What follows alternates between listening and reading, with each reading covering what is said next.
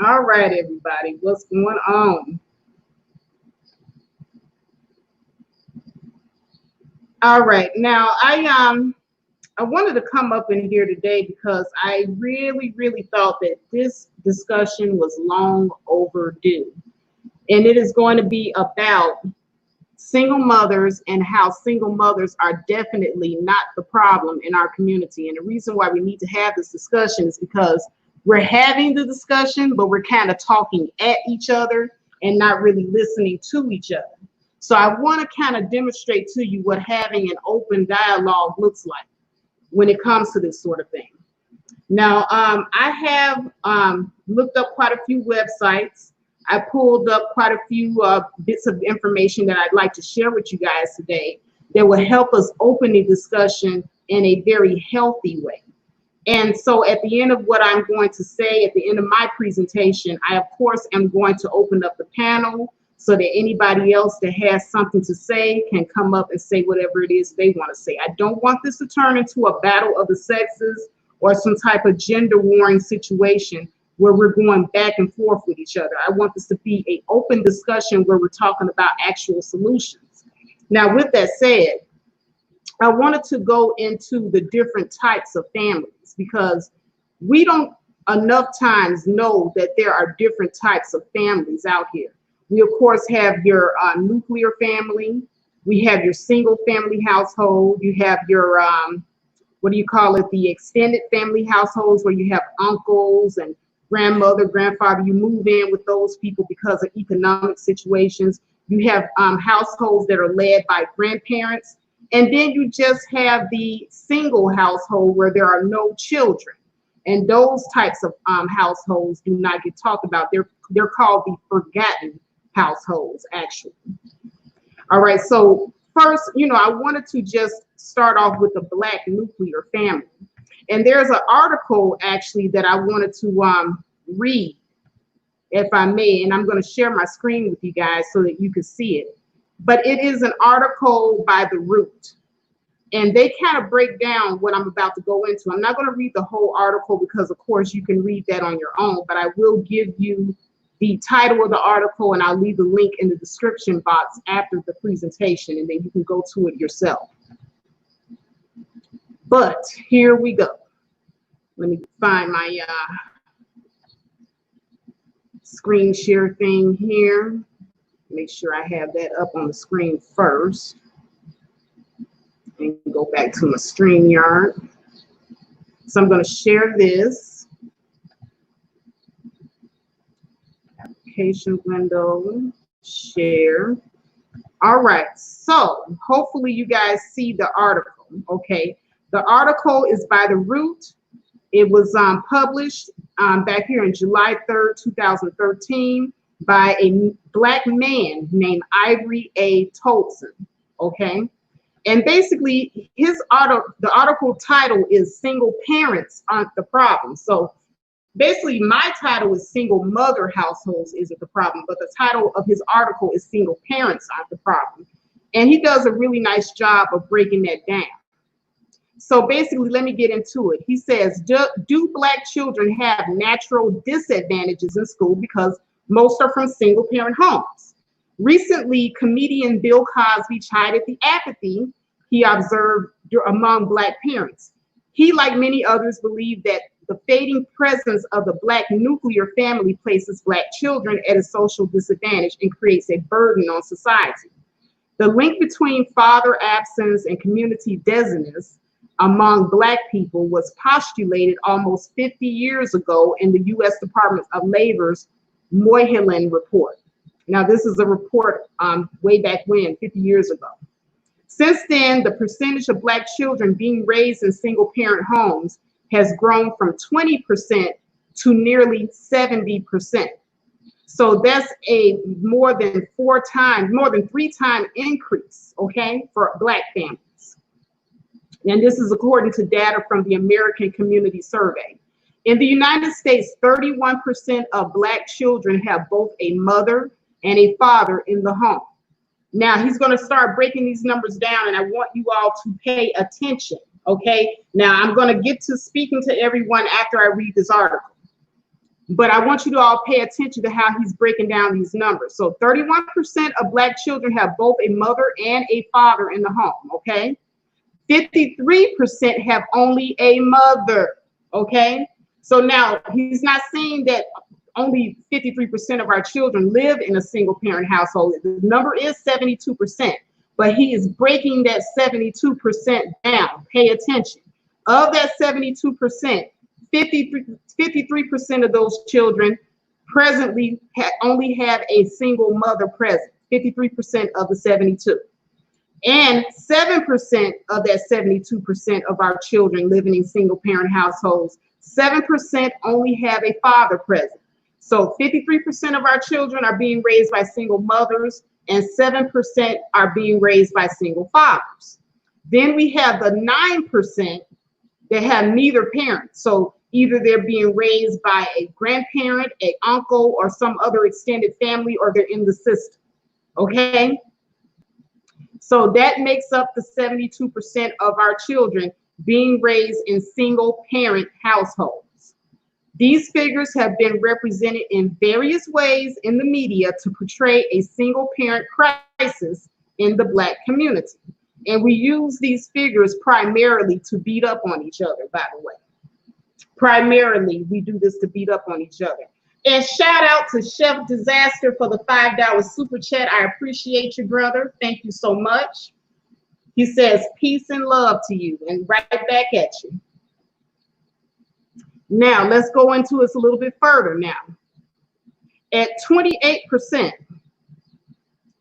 the percentage of white children in single-parent homes has grown to extend the figure that originally caused Senator Daniel Moreland's consternation that Black families in 1965, in fact, the U.S. has nearly 4 million more white children in single-parent households than Black children.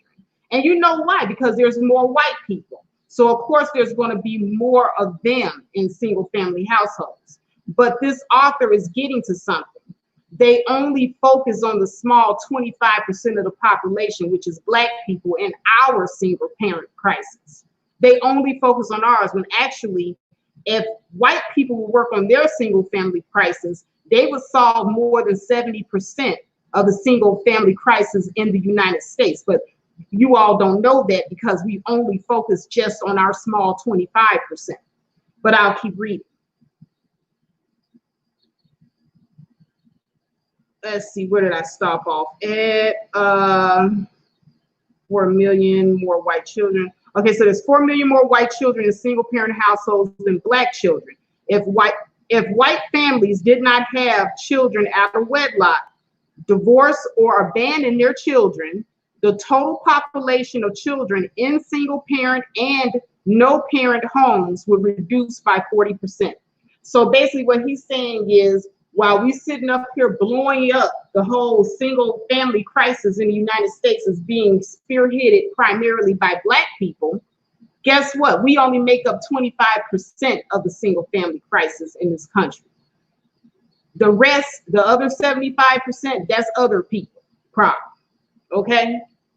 So we're not the totality and we're not the face of single parent households in this country. Just to let you know, it is still white people.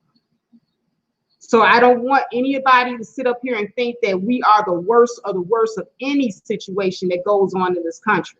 And that's one thing that I want to put out there, because we don't have this discussion. I know that we only care about our own people, but we got to stop treating our people like we are the worst of the worst of everybody else when we actually aren't.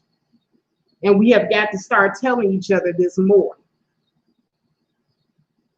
Now, let me continue reading. By comparison, Black people account for 25% of the total population of children in single-parent homes. I just told you that. The percentage of Black children in single-parent homes is more than twice the percentage of whites. However, in the context of social impact, total incidents are unequivocally more important than within group percentages. And he's going to explain what he means by that.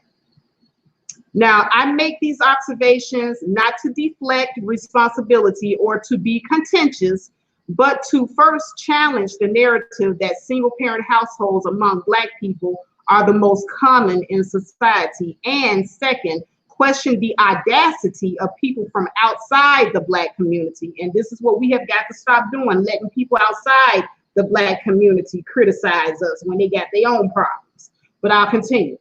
The audacity of people outside the Black community to criticize Black families while ignoring their own racist contributions to their perceived social ills. Because once again, you got to beware of this country putting a Black face on everything that is dysfunction, when in truth, they're the ones doing the most dysfunction. But I'll continue. If single-parent homes are a burden to the United States, white families account for the heaviest drag of all races. All white families, they are the ones. Like I said, and we have been exposed that it is white women who are the ones breaking the welfare system. But we want to keep putting a Black woman's face on it. We are not the worst of the worst of all communities, people. We are not. And we have got to stop treating each other like this. We got to stop talking to each other as if we are white supremacists ourselves. Actually, they are the ones that need to get their shit together. You know, we got our cleaning up to do in our communities, true enough. But as far as this whole country is concerned, they're the ones that's dragging the country down, not Black people. But let me continue on. However, I did not write this article to advocate for sharing the burden of single-parent homes. Rather, the purpose of this article is to assess the premise that single-parent homes are in fact a burden across all races. The U.S. has more than 27.7 million children who currently reside in single-parent or no-parent children in state custody, and those being raised by non-parent guardian homes. For this entry of Show Me the Numbers, the Journal of Negro Education's monthly series, The Root, I examined the educational prospects of children being raised in non-traditional family units and what schools and communities can do to support Black parents in general. Did you hear that sentence? This is all I have been talking about, because like I said, it is not single mother households that are the problem. It is the fact that our families, our Black families, do not get support in general. Our children are suffering in two-parent households, okay? So we have to support Black parents and Black families in general. That is how we solve our problems. Blaming one segment of our group and pointing fingers is not going to solve the problem, because some of you guys are not really interested in the solution. You guys are just interested in carrying out this gender war, and you want to put your foot on somebody's neck, like that white police officer put his foot on the neck of that brother. You guys want to do that to each other. The women want to put their foot on the Black man's neck, and the Black man want to put his foot on the Black woman's neck. And here we are choking the life out of each other, and we're not coming up with solutions. But I'll read on. And I think that last sentence or that last paragraph bears repeating. I examined the educational prospects of children being raised in non-traditional family units and what schools and communities can do to support Black parents in general. So you all that want to sit up here in gender war, this is not about the gender war. This is about helping our children in Black families, Black parents in general. All Black families matter. Do Black children from two-parent households perform better in school? Okay.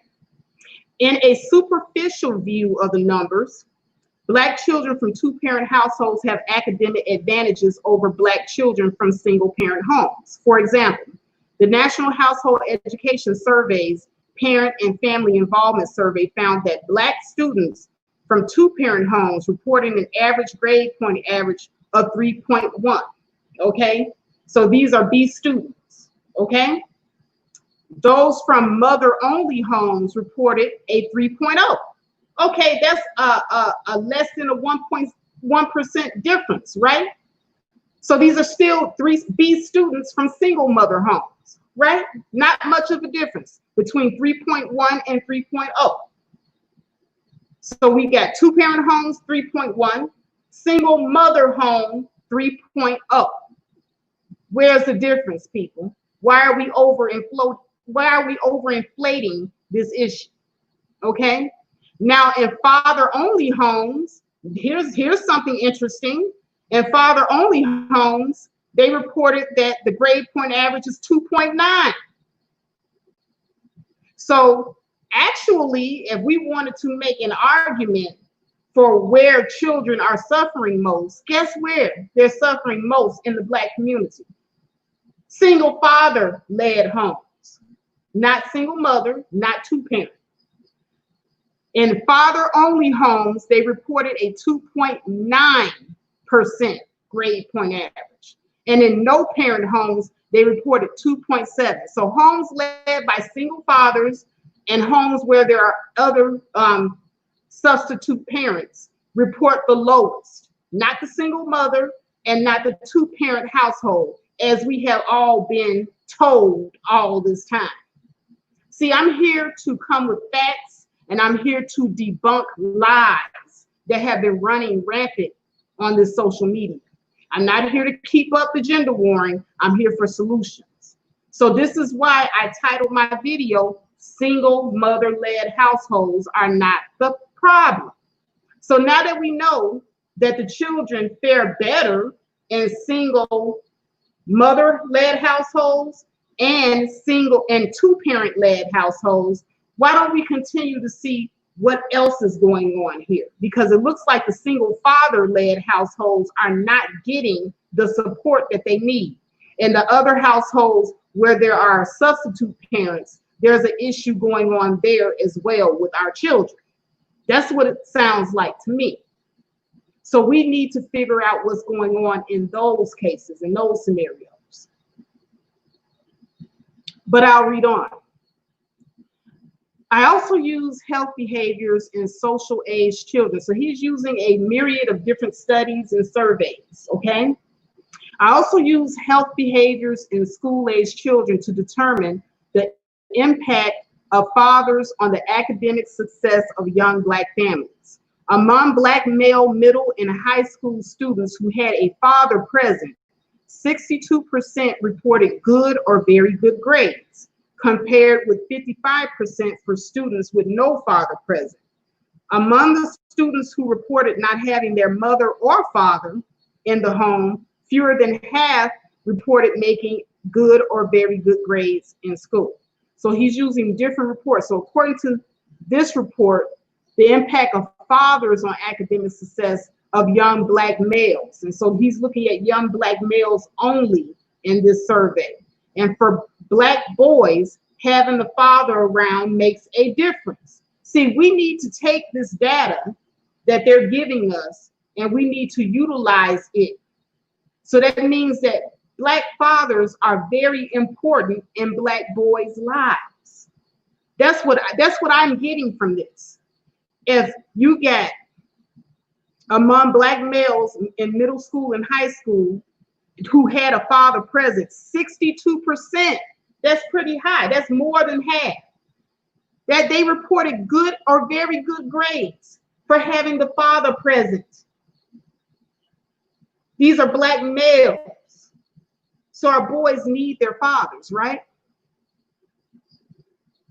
Compared with 55% of Black males. And it says here, this is the success of young Black males, 55% that had no father present among students who reported not having the mother or father in the home.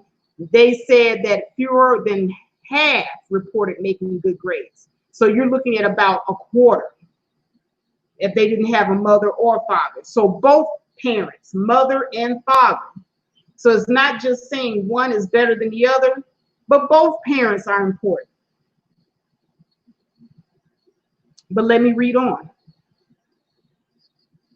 Finally, I used the ACS to determine whether household composition had an impact on Black males' persistence through grade school. About 7.7% of Black males from two-parent homes were severely off track, more than 2 grade levels behind by the time they reached the 9th grade, compared with 10.6% among those from mother-headed households.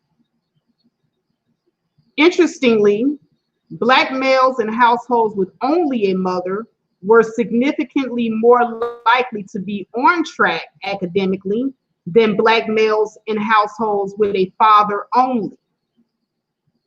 Contrarily, Black females in households with a father only were more likely to be academically on track than those in households with a mother only. Now, you guys pay attention to what I just said here, because now you're going to see the impact of the Black father on the Black female, on his daughter. Now, listen to this.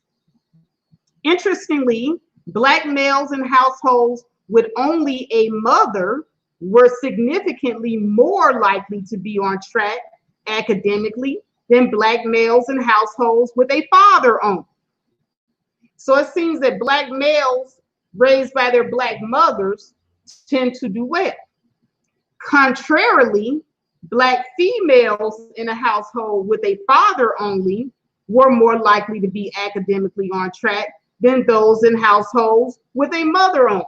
So it seems to me, according to this data, that Black females do better with a Black father in the household. So once again, you know, I'm just looking at these studies. Once again, I am attempting to use these numbers, these statistics, these studies for our benefit, and not so that we can be pointing the finger at each other and doing this stupid gender warring thing. I am interested in finding out what works for our families.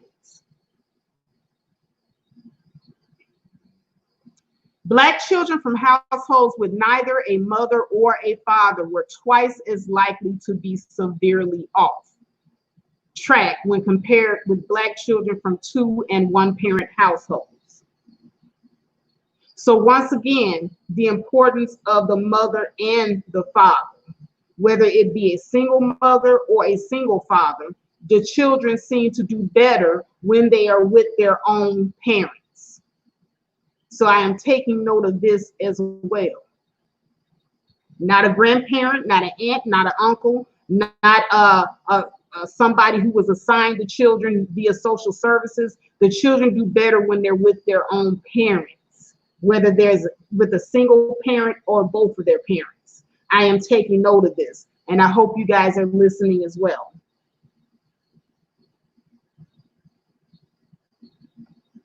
But I'll read on. It says, however, as a single variable, household composition carriers with little weight and appears to serve as a proxy for more serious issues such as teenage pregnancy and incarcerated parents.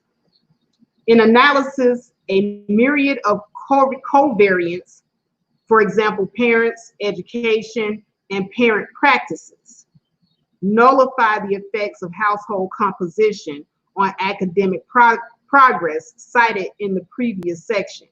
For example, In my analysis of the high school longitudinal survey, a Black student from a two-parent household with just one parent who dropped out of high school was 3 times more likely to repeat a grade in school than a student from a single-parent household where the primary caregiver had an associate's degree or higher.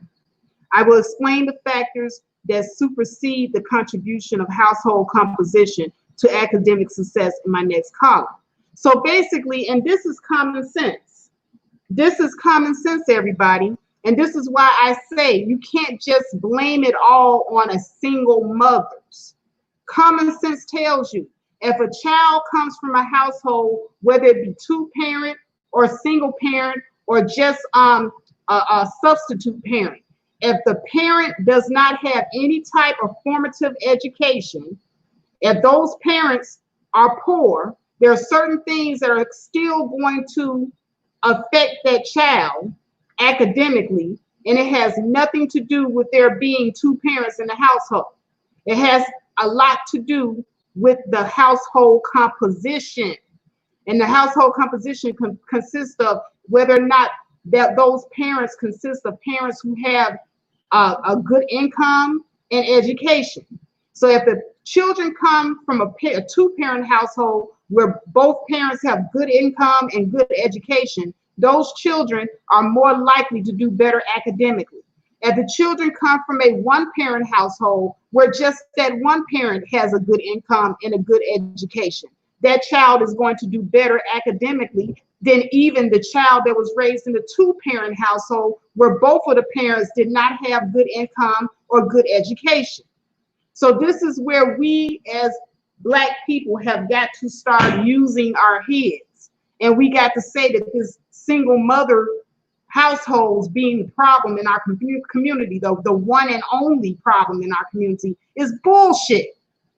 That's a bullshit cop-out that gender warring idiots have been using to keep spurring on the argument against Black women. That's all they're concerned about. It is not. Single mother households alone is not the issue. And as I said, once I get through reading the article, I'm going to go into the chat and acknowledge everyone that's in here. I'm not ignoring a single person. But let me go continue.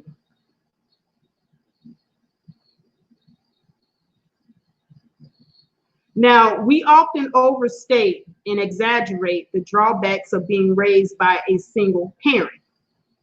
At the same time, we ignore the real persistent disadvantages of nearly 1 million Black children being raised by non-custodial parents.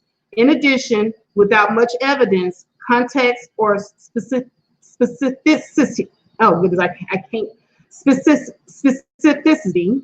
I hope I pronounced that right. Without context or being specific, I'll just put it that way. We make sweeping assumptions about why Black boys need a father in the home. At the same time, we ignore the important role that Black fathers play in the lives of daughters and that Black mothers play in the lives of sons. I just said this. According to some of these statistics, Black boys do seem to thrive when they're in households with just their single mothers.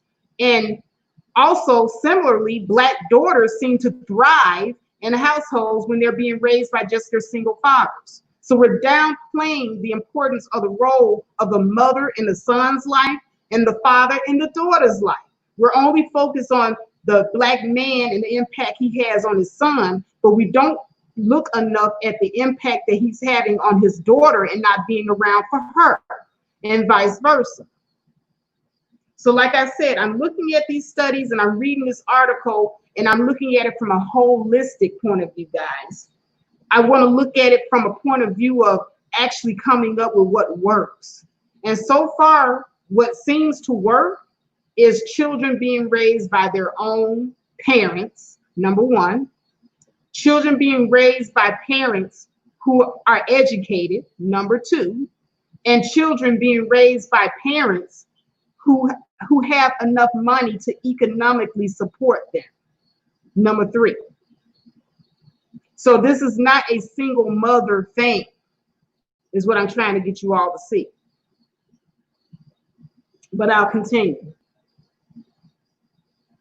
In many ways, the focus on single-parent households has distracted us from more legitimate indicators of risk and has created disobliging attitudes toward Black parents and students.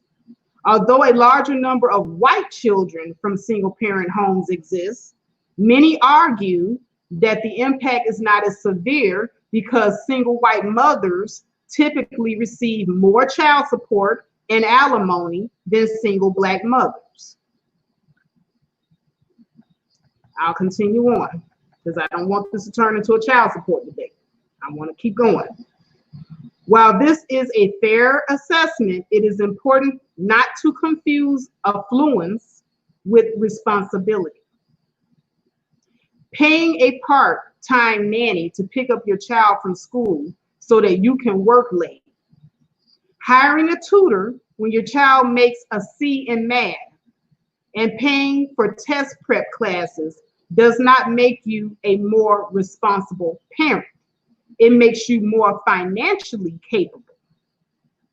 By contrast, I admire and empathize with the single parents who spend hours and days fighting schools that try to suspend their children under misguided zero tolerance policies, who confront teachers who give unsolicited and unqualified mental health diagnosis, and who challenge administrators who try to track their children into special education classes. And I say the same thing. Kudos to the parents that don't have the money all the time to hire a tutor when your child makes a C, or hire a part-time nanny to pick up your child from school so you can work late. Kudos to these parents that have to tell their bosses sometimes that they can't work late because they have an obligation at home. Kudos to the parents that work 8, 9, 10, 11, 12 hours a day, and they still go home and they sit up and make sure that their children still get their homework done and that their children understand the homework. Kudos to those parents that don't have the money, but they still manage to do these things, even though it is tiring, it is hard, it is draining, but they do it every day. Kudos to those parents. But I'll read on. We will never fully understand the contributions of Black parents through pedestrian comparisons, stereotypes, arrogance, condescension. Frequent communication with parents helps us support a variety of people who want more for their children than they ever had, even if they don't fully understand what that means or how to get there. In the next column, we will examine schools' need from Black parents and what Black parents need from schools to improve academic success among Black students. So this is the end of his article. And once again, this is an article written by a Black man by the name of Ivory A. Tolson, and he has a PhD in child psychology. But let me stop sharing my screen here and get back to you guys, because once again, you guys are who is important to me. Okay, let me, am I on my StreamYard? Oh yeah, I'm back on my StreamYard. Okay, let me take this banner off. I don't know how I got this banner on here. Is this banner on here? Okay, maybe I have to add a banner. But okay, guys, I am going to, as promised, drop the link down here so that anybody that wants to add something to this conversation can definitely join. I always encourage everyone to participate. But now, while I'm waiting on everyone, let me go through my my chat here, because I know I had quite a few people come in. Hey, Joe W. Good brother Steve, explain. Q Savage, good afternoon to you as well. Let's see here. Kenny Conjo, happy Sunday. Chef Disaster, thank you. And also thank you again for the super chat. Thank you again for both super chats, by the way. Chef Disaster said in his second super chat, always a pleasure to hear your thoughts, faith, respect. Thank you so much, Chef Disaster. I appreciate that. Glow2209, welcome. Or is it Glow? Let me know if I'm pronouncing your names correctly. Reigning Womb Man, hello, sister. Welcome. Always a pleasure to have you here. Let's see here. Oh, Chaz B98, welcome, sister. And I believe I have said hello to everybody. Yeah, I know I missed 2 super chats, Kenny. I'm like really needing to get on my stuff, right? Which, by the way, Kenny, did I need to add you as a moderator too. I was meaning to do that last stream, but it got so good I forgot. All right, so everybody, you know, like I said, I don't want this to be a gender warring session where I'm just sitting up here and all I'm doing is just talking about single parents and, you know, what Black men are or are not doing, what Black women are or not doing. I don't want to do the finger pointing and the blame game situation here, because we all have something that we do need to clean up in our communities. And I have always maintained that all Black families matter. All Black families are important. And it is the way that we do our family composition and our family makeup. See, and there's quite a few articles out there, you know, that speaks to exactly what I'm speaking to. Because there's a variety of different family structures, first of all.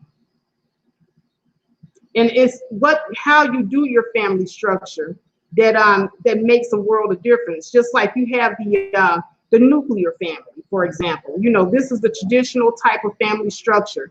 It's a type of family that consists of 2 parents and then you have children.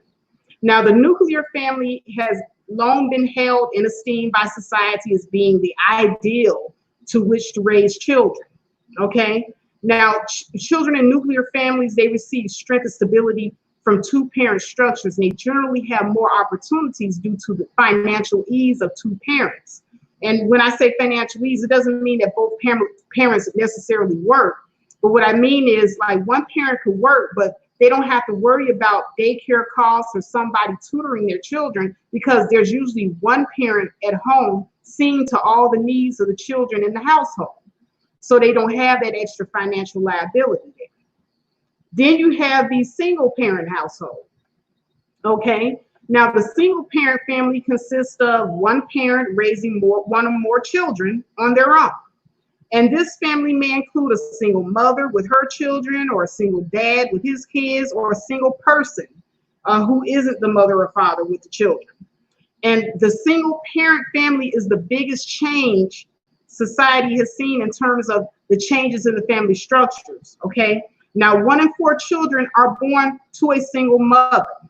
Single parent families are generally close, and they find ways to work together to solve problems such as dividing up household chores, because usually in the nuclear family, that is the mother's job. But in single family homes where the mother or the father are by themselves, or whoever's raising the children are by themselves, so they have to divvy up responsibilities in the household, such as household chores, okay? Nothing wrong with that. When only one parent is home, it might be a struggle, you know, to find childcare. As I stated earlier, you know, if you don't have the money, it's a struggle.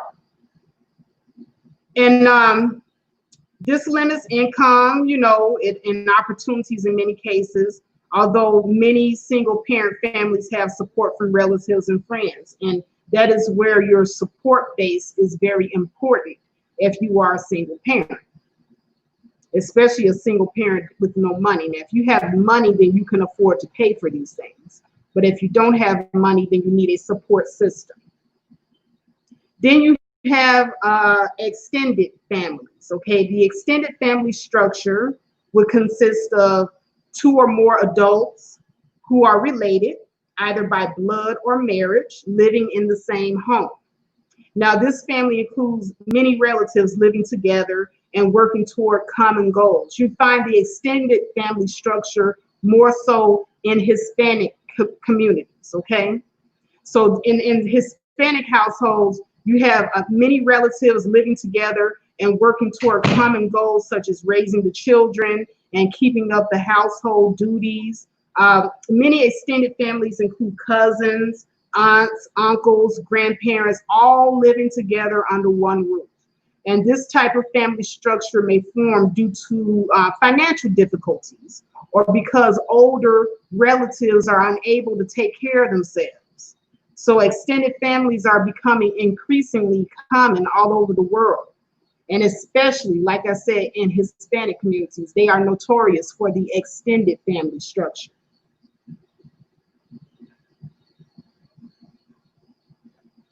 Then you have the childless family. And this is what I like to talk about, because we always focus on families that have children. But the childless family, they're often the forgotten families in the United States. Now, while most people think of family as including children, there are couples who either cannot or who have not had any children. Now, the childless family is sometimes the forgotten family, as I stated earlier, as it does not meet the traditional standards set by society. Childless families consist of two partners living and working together. Many childless families take on the responsibility of a pet ownership, or they have extensive contact with their nieces and nephews. Okay, so childless families are also part of the family structure.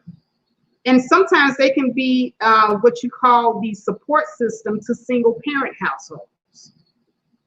So we cannot continue to forget about the childless family households and their importance to our family structure as well. And last but not least, well, not last, we got two more after this. We have the step family. Now, over half of all marriages end in divorce, right?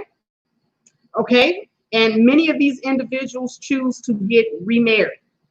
This creates the step or blended family, which involves two separate families merging into one new unit. It consists of a new husband, a new wife or spouse, and their children from previous marriages or relationships. This is the step family structure. Now, step families are about as common as the nuclear family, although they tend to have more problems such as adjustment periods, discipline issues. Step families need to learn to work together and also work with their exes to ensure these family units run smoothly. So this is the reason why I say all Black family matter. Now, you know, while we're sitting up here talking about the single mother households, we are not supporting step family models in the Black community. As a matter of fact, I hear a lot of people talking down on Black women and Black men becoming step parents to other children that are not their own. This is a good model and a solution to single parent led households. This is a solution. And I don't know why we talk down on the solutions. The people that talk down on the solutions tell on themselves, by the way. When they talk down on the solutions, they tell on themselves, because you're sitting up here, you want to down these women for being single mothers. But the minute they find a replacement, somebody to come in and be the stepfather, because whoever the child's father didn't want to be there, or she didn't want him there, or whatever the reason, you guys talk down on those unions, like Sierra and Russell Wilson. Russell Wilson seems like an excellent alternative to Future, if you ask me. I'm just saying. But we still got people talking down on that. I wonder why. Could it be because they are gender warring idiots that don't want solutions? But, you know, hey, I'll read on. Then you have the grandparent family. This is the last family model.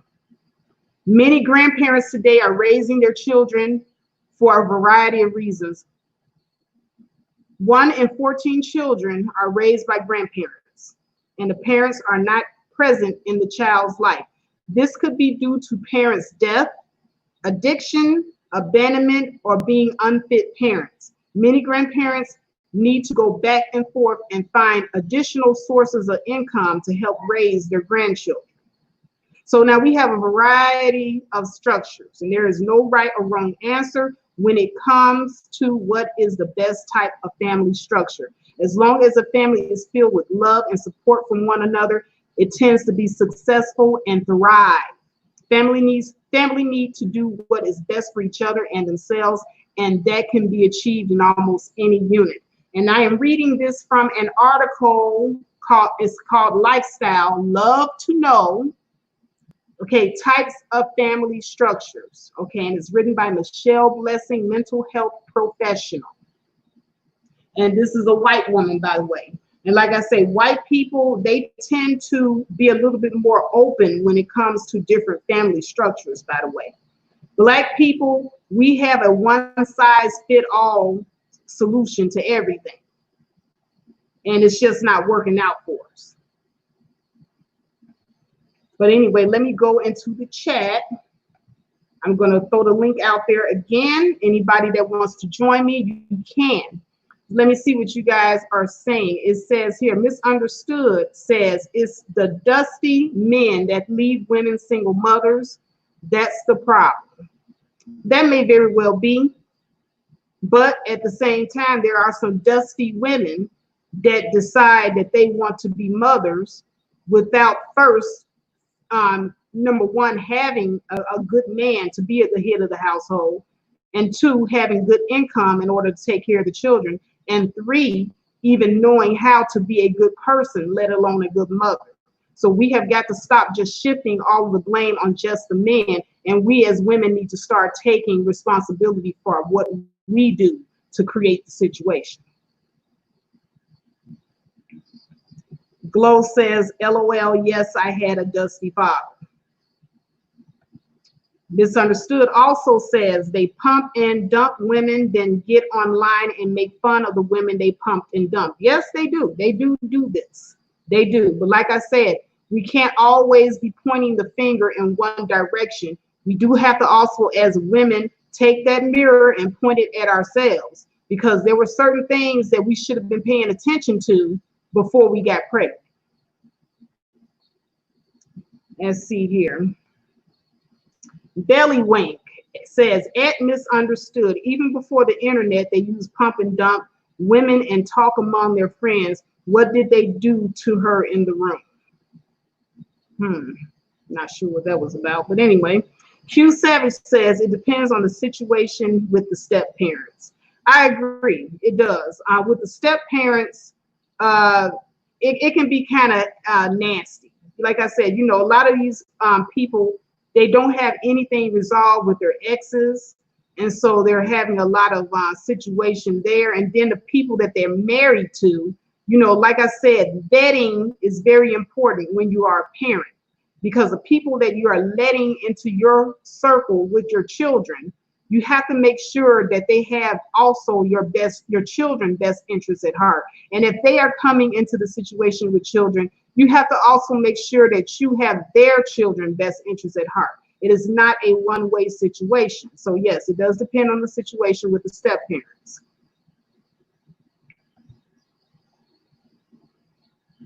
Medical Sour says, may I call in to camelback what you're saying? Medical Sour, I don't have a call-in number, but what you can do is you can click the link to StreamYard. It takes about 5 minutes to get your StreamYard set up, and you can come on to the show. You don't have to show your face or anything. It'll be just like calling in. And yeah, you can definitely camelback off of what I'm saying. Absolutely. I welcome any and all people that want to take part in the conversation. Belly Wink says, Misunderstood, lots of men like to talk about a woman they had pumped and dumped. Yeah, you know, they will. You're going to have those type of men out here that don't want to take any type of responsibility for their actions in creating these single mother and households. But like I said, about 53% of our households are single mothers, 7% are single father, and 9% are children living with alternative parents as the head of the household. So it's not all just single mothers, that 72% number. It's 53% people, 53%. Let's see here. All right, so like I said, I threw the link out there for anyone who has anything additional to share into the live stream. I'm hot. I'm gonna turn my fan on. I'm out here in hot as Arizona, where the temperature, I don't know, I think it's like 103 today. I'm gonna turn my fan on.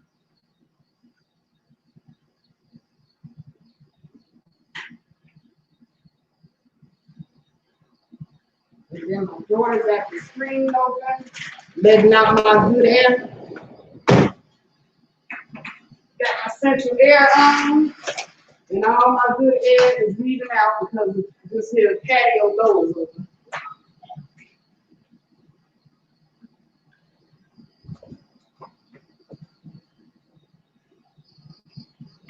All right, so I got my situation together. All right, so we got Chef Disaster coming up. Hello, brother Chef Disaster. How are you? I'm doing just fine, Faith. How the mic sound? Oh, your mic sounds excellent. All right. Yeah, how you doing though? I'm doing good. I'm just trying to stay cool in this Phoenix heat. That's what's up. That's what's up. Yeah, it's a beautiful day out here on Long Island. It's got a nice breeze. Oh, you're out there in Long Island. I'm quite sure there's a nice breeze out there. Uh-huh. So what do you got to add to this conversation about the Black family structure? Well, I think it's one of the most important conversations that's not being had. You know what I mean? And I appreciate you having this conversation today, on this Sunday evening, because I think the brunt of the assault in the Black structure, the Black family structure, is taken by the woman, because she's left to bear the kids, to bear the children, so to speak. You know what I mean? And I don't think that's fair. But what I can say about the situation, like with the article you read, the exhibit you read, I believe education has not taken a hit because of the single mother household. But I will say, I think areas like mental capacity of children has taken a hit because of the stress on the single parent. Sometimes it trickles over into the child. Okay, and I can agree with that a lot because like you said, it's not about there being a single mother as the head of the household, because there are a lot of single mothers who are excellent mothers. I know quite a few myself in my family that have raised their children. I have an aunt that raised her son and daughter. One of them is a cosmetologist who owns her own beauty salon chain, and a son that became a teacher at a high school. So she did very well in raising her children as a single mother, and their father was nowhere in their life. But the difference is that she herself was educated, and she herself was economically stable. So, did make a difference. I am noticing that in a lot of the single mother structured homes where the mother is not educated and the mother is, relying primarily on public assistance programs, that's where you start to find a breakdown in the education. And I could be wrong on this, but I do see that we also have Q Savage has joined the conversation. Welcome, brother Savage. How are you? Good afternoon. How are you? All right. And what do you have to add to the conversation, brother? Well, honestly, sister, and good morning, sir. That's on the other up on the panel. I'd just like to say, on my opinion, I'm talking from the step parent. I mean, about the step parent situation. It depends on the situation. It depends what that stepmom or that stepdad is getting out of the situation. Like, with my situation is that I got a 13-month-old son by a Black woman. I mean, very educated, and this, that, and the third. But by me not vetting her and not knowing what she was after the fact, I mean, we're in a mess up situation now. Now she said she was on. She got She said she got divorced from her ex. So my baby was born, the ex come out of nowhere and say, "Oh, I want to get back with you. I want to take care of the baby, this, that, and the third," out of nowhere. So but honestly, I know the reason why he want to be there. For the fact is that after the divorce, he living in his brother's basement. He trying to do anything to get back in the house. So, like I said, it all depends on the situation.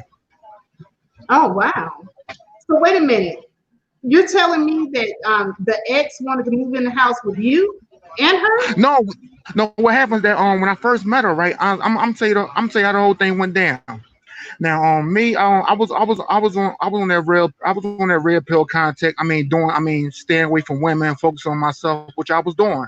So I got lonely. I went on Tinder, met a police officer. Now, what she doing on there? I have no idea. But 2 weeks later, all jokes aside, she got pregnant. Oh, wow. So the next thing you know, we now we two people that was just pretty much just humping it up. Now we became instant parents.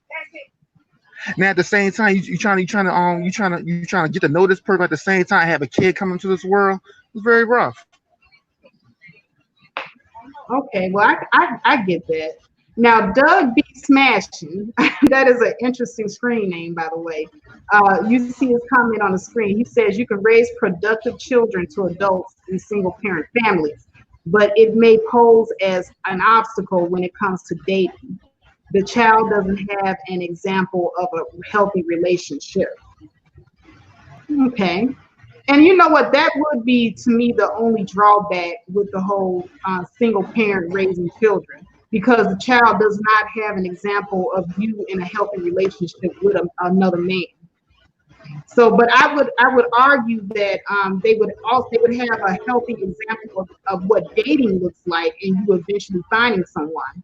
So, I mean, you could look at it in that aspect as well. So, there's a lot of ways to look at it. But did anybody else on the panel have anything that they want to add to the conversation? Yeah, about the last comment by Doug. I can kind of see that being the case, but I also think that those things you can work on those more than education or mental abilities. You know what I mean? So just having a good heart will help you with dating. You know what I'm saying? That's true. True that. Now, what I would like to say is this, for a long time, single mothers have been getting a lot of the flack because of the crime in the community, because of young Black boys turning to a life of being in gangs and later on crime and being terrorists sometimes in the community, not all, but some. And the daughters, single mothers have been blamed for the daughters' promiscuity in the community, for them bringing about more single parent households and children being born without a father. A lot of Black women have been blamed solely and primarily for this. And I'd like to get a man's perspective on that. Your thoughts. Chef, Can I answer first? I'm sorry? Can I answer first? Or he can answer first if you want to. Oh, okay. Well, Q Savage, if you want to go first, you can go first. Well, I say it from the fact that me growing up in North Philadelphia and the environment I seen, I would say like this: the single mothers that had like the sons that was doing bad things on the street, whatever, I would say they were encouraged it, because I heard plenty of times they wasn't doing nothing unless mom got a breakdown. So I mean, like I said before, if you selling all these drugs, like I said, that money going somewhere. I mean, it ain't all just going to them. Somebody benefiting from it. So what do you think is the issue though? Do you think it's the mother's problem or no? Well, I mean, honestly, for the fact, I figure like this: if you I say if you ain't about that, if you ain't about that type of activity, you ain't about that negativity, you shouldn't want to be around it, either be a mother or a dad.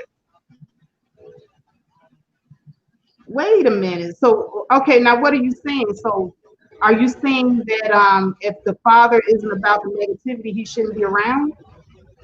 No, I'm sitting there saying, see, that's the thing. Like this, most cases, if you do it by case basis, sometimes you don't know why the father's around. Even he left or he got pushed out. It's one or the other. That's true. You don't know. And I mean, and most people ain't, and most women ain't gonna say, well, I pushed my child's father out because I ain't like him. They not gonna tell somebody like you like that. So they gonna use the easy route, like he just walked out. That's a little bit more acceptable. If you sit there and say, well, I pushed him out because I ain't like him, I ain't get along with him. Yeah, he paid child support, but I don't want to be bothered with him. They ain't gonna tell you that because you want to look at him sideways. So what percentage would you say, out of 100%, what percentage would you say are pushing the men out of the household? I would say honestly, change her mind. maybe 40%. I mean, because I heard plenty of women say I don't want him around. I just don't like him. I don't want him around. I don't like him around. His money could be good, but I don't want him around.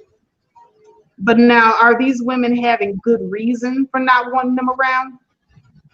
I mean, like I said, the case by case basis could be maybe like I said, maybe post nut clarity came up and they decided, well, he ain't a good fit or whatever, or I mean, it could be lots of reasons. So I mean, maybe they abused them. I mean, it could be a lot of reasons why they ain't want them around. But I mean, my most personal experience, most females don't like because they don't get along with them. They got different personality classes. Well, my issue is a control issue. It's just control. If I could stand there, like for example, like my son got her ex-husband's last name, and I'm supposed to be cool with it. She said a real man it will be cool with it. They will look at the bigger picture and just take care of the baby.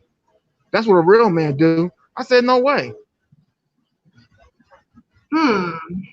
Okay, well, I'm gonna table that for a second, but I'm gonna move to Chef Disaster for a minute. Chef Disaster, Okay. what's your take on that whole situation? So I'm gonna stand 10 toes down on what I originally got on the panel and said, and the mental capacity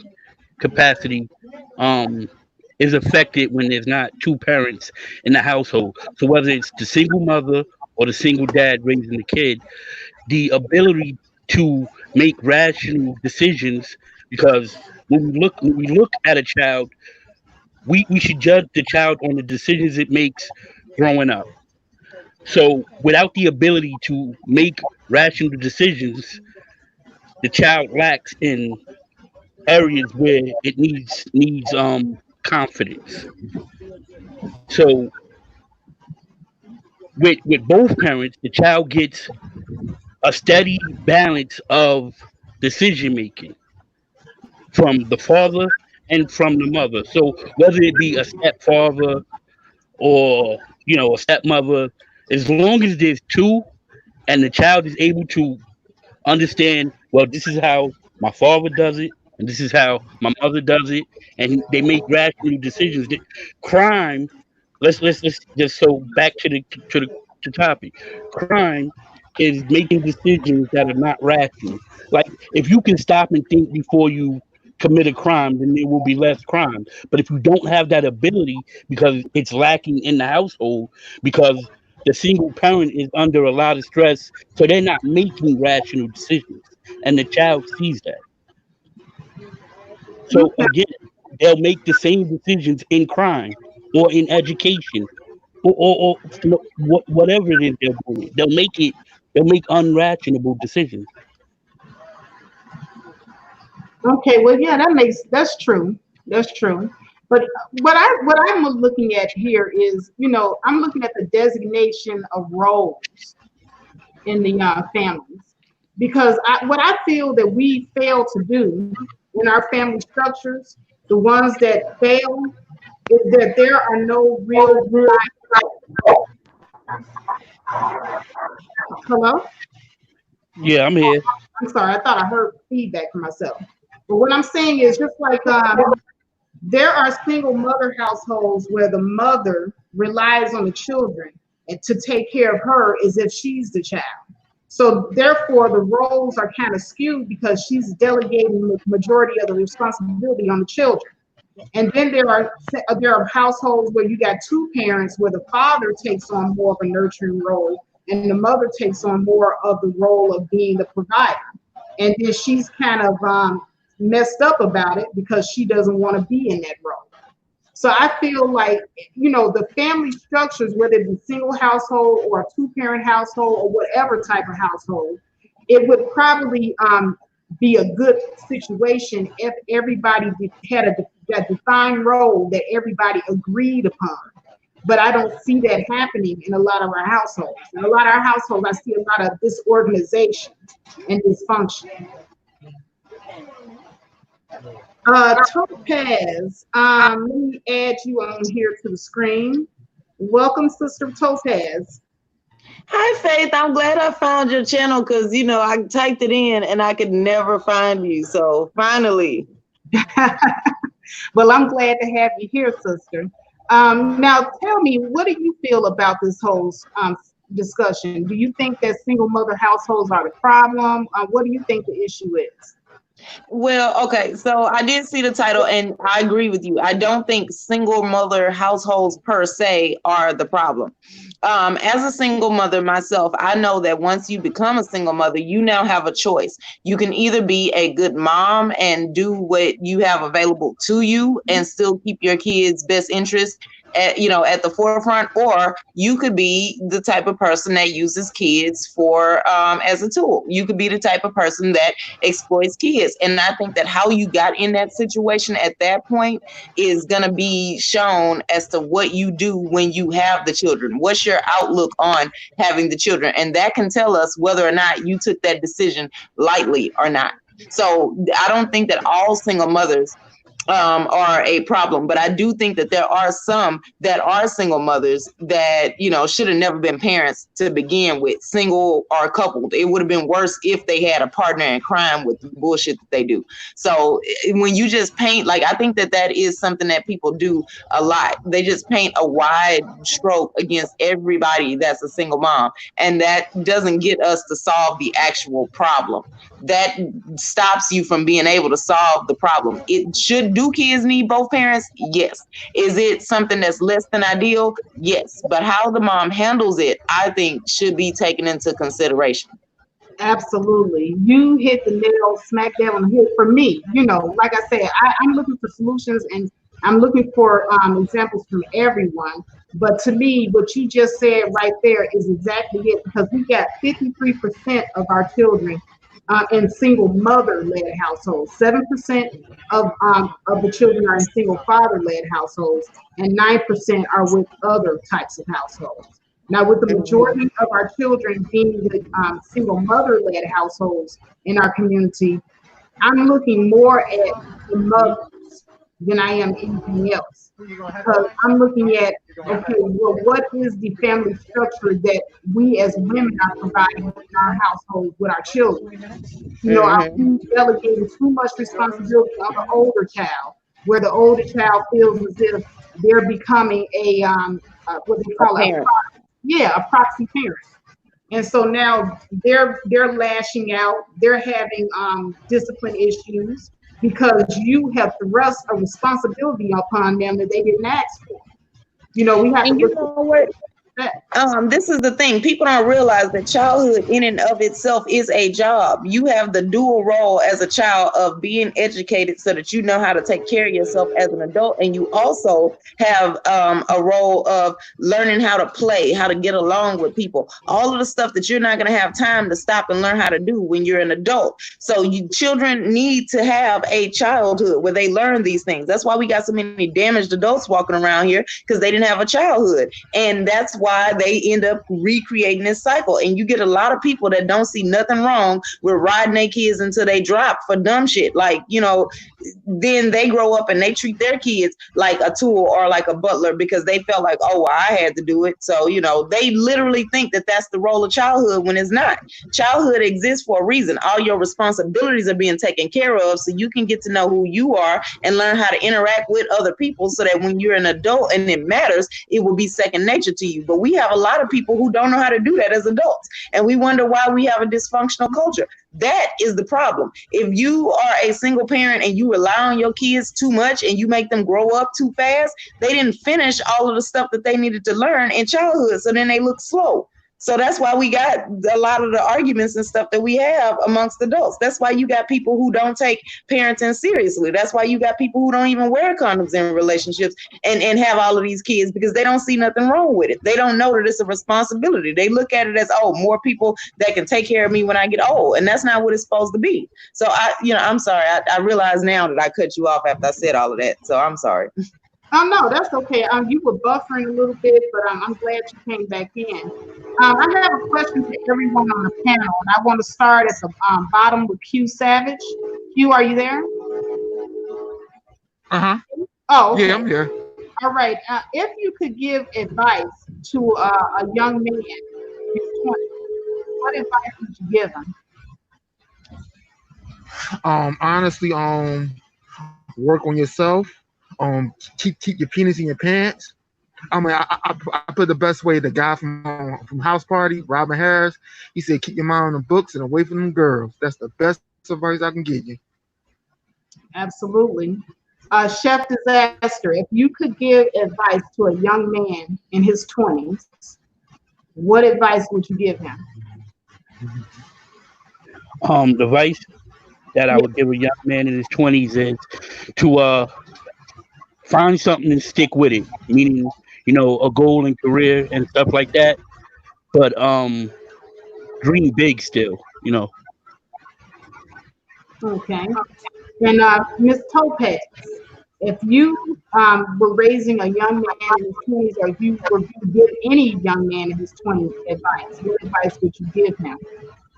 Well, I do have a son that's 13, and so he's not 20 yet. But once he becomes of age, I do plan on telling him that his life is his alone. He has to live with the choices. So when you think about anything that you have to decide, realize that you're going to be the ultimate person that's going to have to live with it, and then stand on your square. If you felt like that was something that you can handle, or to something like, basically make a decision, be decisive, be logical when you're deciding the pros and cons. Take every decision seriously. Don't take things lightly.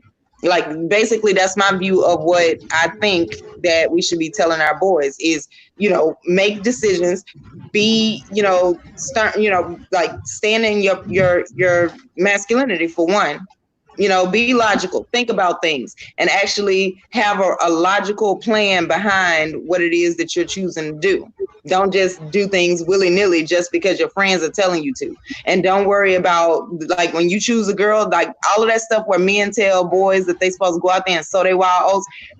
First of all, we don't live in that time period anymore where that's necessary. We got enough people on this planet. We don't have to populate the planet anymore. That's no longer our goal. We did that already as a species, right? So now find a way to, decide what it is that you're going to do in this planet, that you're going to enjoy, that you like having your name attached to, because it's going to live longer than you do. So think about things like that when you're making these decisions. Powerful. Oh, salute to that. Word up. Okay. And I would also like to say, before you go to the next questions, that I would also tell a young man, whatever, like, be careful between the ages of 20 and 25, because you make some of the most life-changing decisions between them years. You make some of the most, between 20 and 25. You'll make. You'd be 50 years old saying, "Damn, I wish I would never did that when I was 20 something." You'd be saying that for the man, oh man. Woo. I agree. Absolutely. Between the ages, I always say that the 20s are your building years. Right. So, when you're in your 20s, I see a lot of 20-year-olds fretting about money, looking around, looking at what this person got and what they ain't got. And usually they're looking at people that are in their late 30s, early 40s. When you're in your 20s, expect to be, number one, broke. Okay? Expect to not have, things that people in their late 30s and early 40s have worked all throughout their 20s and 30s to get. So, you know, you can't expect to be rich in your 20s. You can't expect to be balling out. You can't expect to have the best car. You can't expect to have none of these things. Your 20s are your building years. But Faith, remember in the late 90s when we was in our 20s, we grew up doing the shine rap. We grew up doing the shine rap era. Gotta get your shine on. And it costs you. It costs you dearly. Yeah, it costs a lot. You know, there are now. Doug says that he disagrees with that. The only 20-year-olds I see balling are the ones that were born with silver spoons in their mouths, or they're out here hustling. Okay, or those are the only ones. Honestly, it's the ones like quote unquote. I met a whole lot of young guys that got nice little insurance policies. They ain't gonna tell you that that's how they balling. They got nice insurance policies. Right. But what they should be doing is using that insurance policy to set up something a little bit more long term than the newest car right now that's going to depreciate in value. Man, or how about you get 9 ounces of crack cocaine and stand on the corner and try to flip that? I've seen a couple of them do that too. So it all depends. And they taking chances with their freedom. We don't need more black boys from 18 to 25 being locked up. They already being targeted because everybody knows that they're at their peak in terms of strength. So what they need to be doing right then is thinking about their future. Mm-hmm. These little girls gonna be here. They're gonna be there. They're gonna be 50 when you turn 50, and they're gonna need somebody that can build something. But at that time, and when you can't tell them that right now, it's about the right now. Especially with their hormones, it's about the right now. You try to feed them like, yo, take care of you. You try to. And that's why we need to start teaching our boys that your hormones should not rule you. Yes, they exist, but they're not supposed to rule you. You need to manage that. That's step one of becoming a man, in my opinion, as a woman, right? Is you need to be able to gain control over those urges. Don't let those urges have control over you. You're going to be always led around the world by your penis then. You're going to do any and everything for, in order to be able to have access to women. You're not going to obtain anything because the minute you get it, whatever woman is near you is going to get it. So you need to be able to do something that is for you and your future. And then you pick a woman that can come along and support that and not get in the way of it. Exactly. I put it like this. I ain't gonna say all the guys, the majority of the guys that I seen, whatever, or whatever. Honestly, they don't think about that to add to the fact. They don't think about that. I know, but because they're not being taught. That's the thing. They're not being taught that, and they're being taught the opposite. We need to start teaching them that. That's what we need to start doing from 2020 forward, going forward, teaching our boys, don't be led. Because you know what? Black men were sold a bad bill of goods too. Black women were told wrong, but so were black men. Y'all were told that your measure of manhood was about how many women you can smash. What does that prove except anything to your friends? And then they need to be getting on something for themselves as well. Stop telling little boys that that's a measure of manhood. That ain't hard to do if you know how to get along with people. That what's hard to do is to conquer a nation. That's hard to do. Do that. Yes. I had to give you the clap for that one, because that's something that a lot of black men do. A lot of black men tell young black men that their measurement for manhood is how many women they can accomplish to sleep with. And to me, and you can't keep the women anyway. If you don't got nothing to show for your life, you can't keep them. So you could get 6 women, but somebody gonna come along and snake them off the bottom anyway. So you're not gonna be able to keep them. So what's the point? Now you just had 6 women. Okay, well now what? Right. That's the thing about a single parent household. Like, just because both of the parents aren't living in the same household doesn't mean the child can't have and shouldn't have, a good custodial parental structure in his life. And the perfect example of that, and it's just a movie, but I think they did a great job with it, is Boys in the Hood with Trey and Lawrence Fishburne and his mother. I mean, in that movie, he made a great decision to get out of the car based off how he was raised. Because in the movie, they kept reiterating how important it was that they were letting him grow up, but they were still nurturing his mind. And plus, not to mention, I like the way how Doughboy, in a way, they kind of didn't want him to be around it because they know he wasn't built for that life. So anyway, I kind of respect him as his friend because they know he wasn't built for that, and they ain't try to egg him on. They just let him out. Yeah, that's right. True.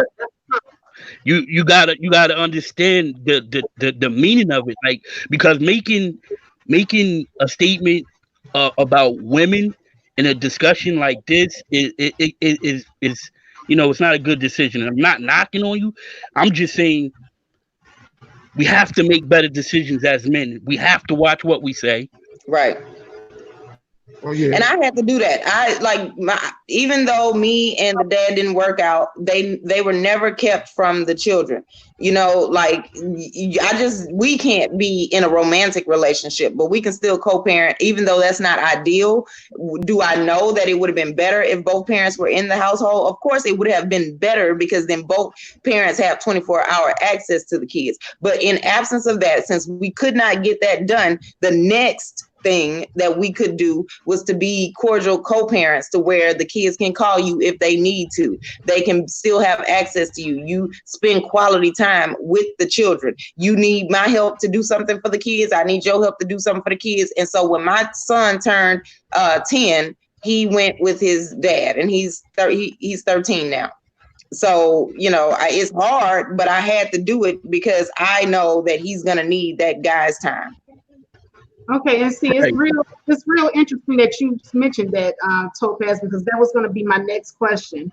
My next question to everybody on the panel is, if you have a son that you're raising as a single mother, what age do you think the single mother should allow the son to go and be with the father? Well, for me, it just happened to end up being age 10, but I think definitely before adolescence. If you can do it a couple of years before adolescence, like maybe 11 or 12, then that would be best, because then that way they get acclimated to living with dad by the time their puberty and all of that starts to happen, and they will already have that bond in that relationship, and then they can focus on him. Because I think that the teenage years are for young adults to train to be, adults, since the age of majority in this country is 18, which I disagree with, by the way. Since it is, though, those years before that need to be them training to know what to do when they become 18, so that they don't mess up their lives between 18 and 25. So I would say definitely before adolescence. All right. And Q Savage? Honestly, I think between 7 and 10 years old. Between 7 and 10. 7 to 10? He was between 7 years old and 10 years old. Yeah. Okay, well, why would you pick 7? That's still pretty young. I figure like this. If you say 7 is too young, I just want to when I was 7 years old, I was craving my dad. So I'm going to use experiences from when I was growing up to try to pass on to my son, because I had the situation where my dad was in the house or whatever. He was around or whatever, but I put it like this: he was a lifelong empty nester. In other words, he never left my grandma's house. He's still in the same room. I'm 42 years old. I had 2 houses. He's still in the same room that I literally was conceived in. Oh wow. Yeah. So that's why. As a guy, what age you started to want that. And looking back, I guess my son may have wanted it earlier, but I was like, me and the dad was both like, why change it if everything is going fine? But to be honest with you, in school he started acting out, and so his dad was like, well, listen, I'ma handle it, but I need more access to him. And since his dad couldn't live with me, that was the next best option. So I can see that means a lot, because you are a guy and when it actually starts to come out. Okay. And Chef Disaster, what age do you think? I really couldn't put an age on it. I thought about it. But what I can say, I think it needs to happen before it becomes a solution to some sort of problem the child is having. So therefore, he embraces being with his father in a different light. You know what I'm saying? Other than being, disciplined or reprimanded. Okay. Yeah, I definitely agree with Doug B. Smashing when he says between 10 and 12, because those are the formative years as a young boy is moving into his adolescence. So I agree with him and what Topaz was saying, because there's a period of time where children does need the mother for the nurturing. and just teaching of the basic manners and different things of that nature. He can get the basics from her, but as far as the manhood portion, he's not going to get that from a woman. He's definitely going to have some type of male role model in his life. And so if the father, I can argue because there's some fathers that are not good male role models and definitely do not need to have any type of influence. So if you could find a male role model within your family or within the community that could, somewhat fill in those holes for your child, then I would say definitely do so. But yeah, good answers. I'm sorry. And I'm about to say from my personal experience, I learned that's why I say I want to be there for my kid, because I seen what my dad issue was that he wanted to go hang out with his friends, get high, this, that, and the third. I mean, he paid child support. He's one of the child support dads. Pay child support, they just don't want to be a dad. He'll pay the child support, just ain't want to be a dad. So now for the fact as we adults or whatever, my grandma asked him, come see your dad, this, that, and the third. You mean that I check on to see how he doing, but ain't too much you really can too much you can do. What you just said, there's a lot of that goes on. There's a lot of disingenuousness in the Black community when it comes to that whole child support thing, because that's been my experience and what I've seen in the community, where a lot of Black men, they were not really even caring about child support when the system was not as established as it is now, and they could just run away from the responsibility of paying. They were making these children out of wedlock, and they were not saying anything about it. They were just leaving, and boom, they weren't going to keep it like that. Now that the system is established, now that the system is established, I'm seeing more and more men starting to say, "Oh, I got to be in my child's life now that the system is established, and they're having to pay." So that's one thing that I have noticed. But go ahead. Because I was about to say like me growing up. My brother was born. My mom had my brother when she was 14. My dad just turned 18 when they could see my brother. So my grandma hit him with statutory rape charge. So he know about the system. No, I mean he ain't get off the system till my grandma died, and then you got to send the obituary then the child support, but they could take it off. So I know about that game. How old are you, Q? I turned 42 next Monday. Okay, so your father was indoctrinated into the child support system when you were young, or you one? Well, yeah. He was in the child support system since '74. Okay. Let me see. I'm trying to see here. I mean, they take money out of his check. He never had a tax return. Never. He never had a tax return ever. Oh wow. So he never got any tax return back. Never in my 41 years in existence.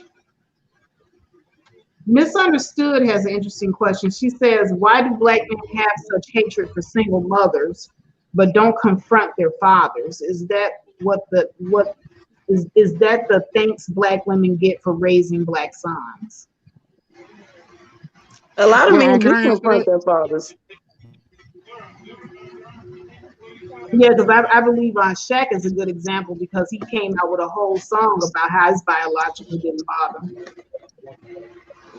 But there are a lot of Black men that do. They recognize that their fathers weren't there. But they're still missing that. And so they're mad at the dad because, like, okay, whatever y'all two went through, you left me. So a lot of Black men do. They grow up and they do confront their dads. And at that point, it's on some man-to-man shit. Yeah, I think this new wave of Black men blaming just the Black women this is a new wave that came about via social media. And there's a lot of personal propaganda, people trying to push a personal agenda, where that came about. But you gotta understand, like, this is like when it comes to that, you gotta realize is that I would say this is if I would tell young Black men, they can't find their dads, whatever, try to find them and get that other side of the story. Now you heard maybe 17, 18 years of your mom's side of the story, hear your dad's side of the story. Then you can sit and make your decision from there. Yeah, Because somewhere you're gonna find the truth. You're gonna find it's gonna be patch holes in the mom's story. It's gonna be patch holes in the dad's story. But somewhere you're gonna find the truth somewhere in the middle. yeah, like it says, his story, her story, and the truth. That's true. Exactly. Yeah. And unfortunately, it's something I know. It's something I know. Is like if you watch shows like Paternity Court, and when the dude be confronting be telling the mom, well, your mom did this, your mom did that, and the black boy be cussing out the dad, you ain't no real man. I'm gonna do this by myself. And when they find out the test come back, it ain't his or whatever. You ever notice the black boy never cuss out the mom? He never say nothing to the mom. Well, I don't I don't know about that. I'm going off the question. I believe black men have hatred for the single mother is because their perception of the single mother is off, and men never confront their fathers because no matter how bad the individual may be, the man is in that child's life, dad is still looked upon as his hero. And sometimes you'll find kids even fabricating their relationship with their dad just to keep that dad as that hero in their life. You know what I'm saying? It's more easier to I guess have hatred for the mom in that aspect. You know what I mean? Because she's the disciplinary, she's the you know what I mean, she's the iron fist in that relationship as well. So I, And honestly then think, too, don't honestly, they grow up and like kind of relate once they start dating the women that these women raise? They start seeing, okay, well, I don't like this either. So they start kind of figuring out, oh, okay, maybe this is what dad left. absolutely, that happens in some cases. Absolutely. Okay, well, now let me move over to the next question because I don't want to dwell on one thing for too long because this is, after all, about Black families and solutions. But one of the solutions that I think that we could come up with and implement is that of simply vetting.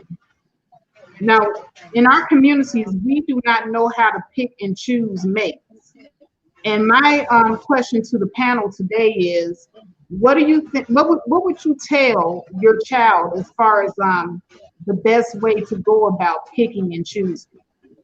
When is the best time and how to go about it? And I'm going to start with Chef Disaster this time. I appreciate that.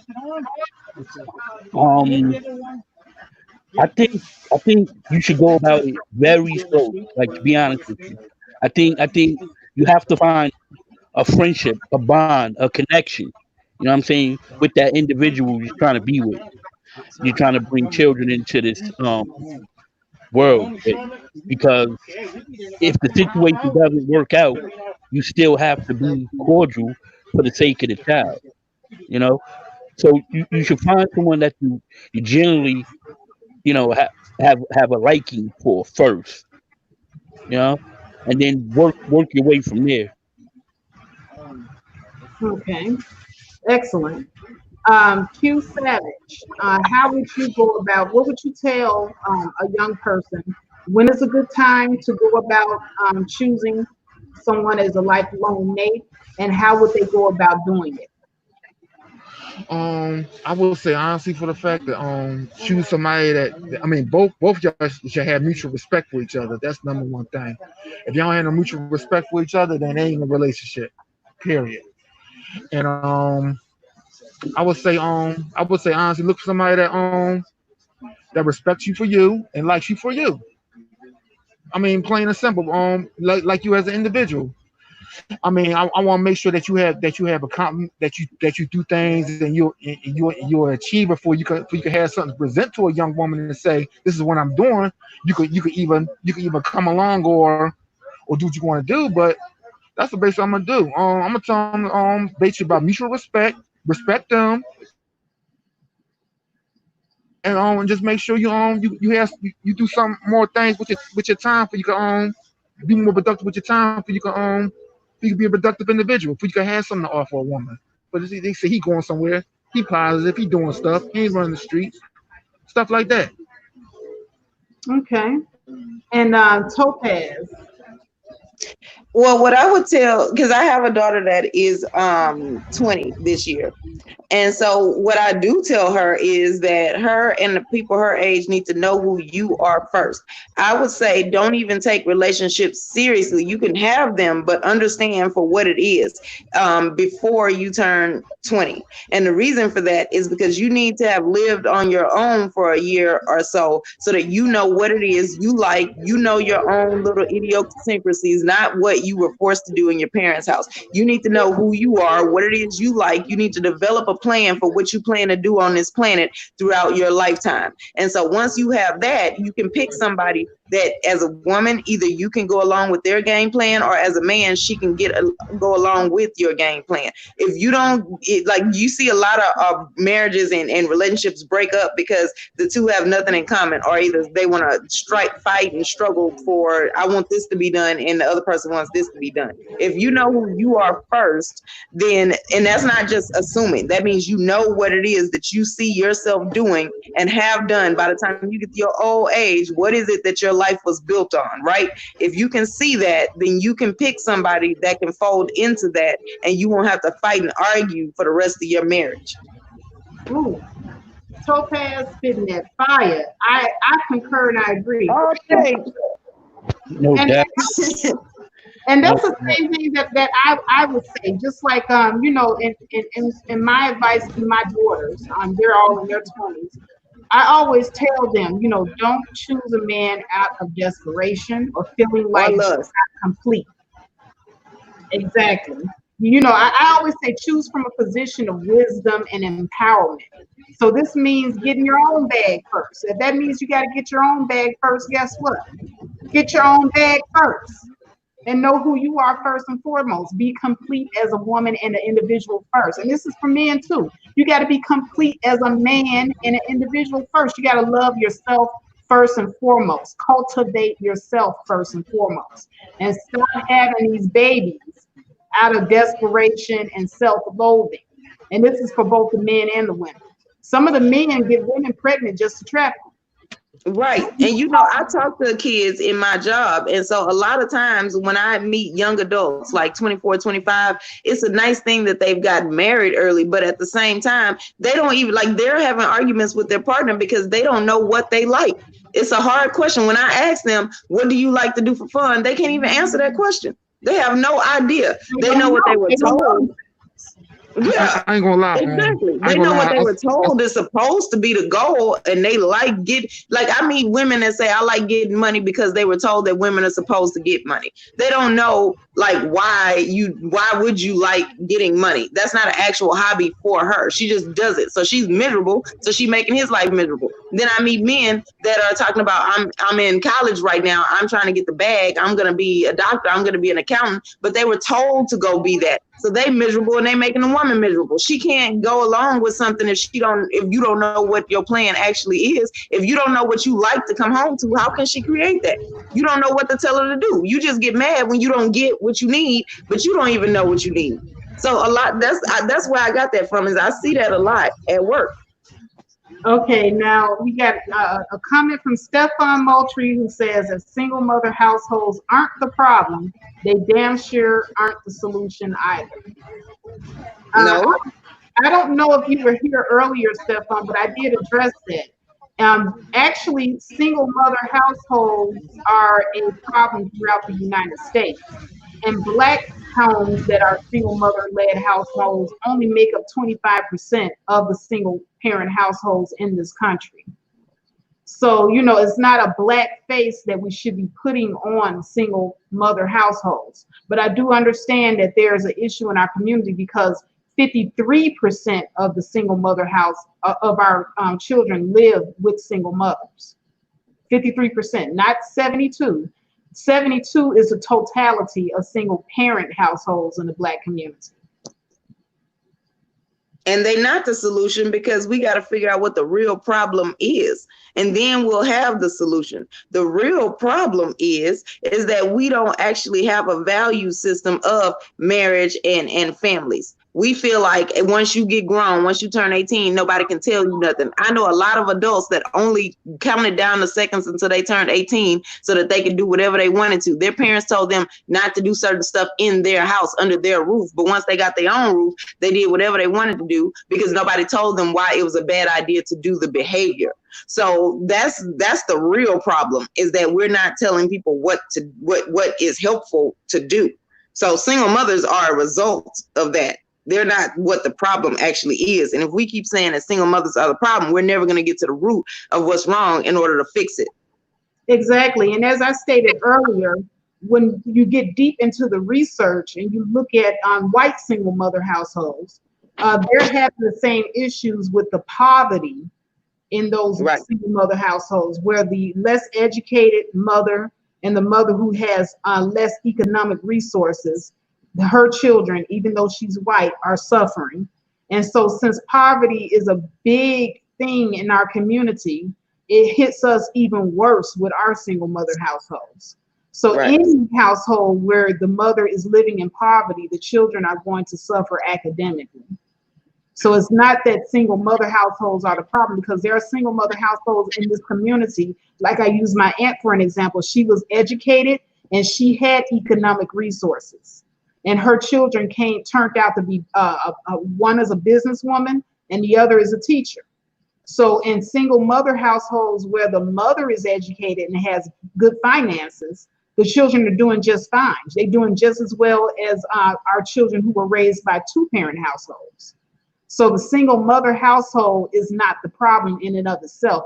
It seems to me that poverty and lack of education of the parent is the bigger issue. Absolutely.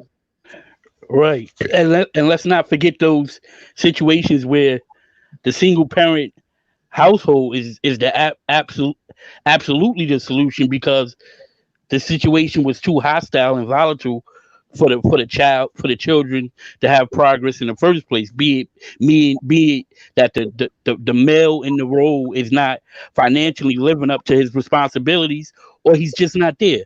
So therefore, he's no good to the situation, whether he's there or not. But best believe that single mom, knowing that she has those children to raise, will be on her game. Exactly. She will be on her game.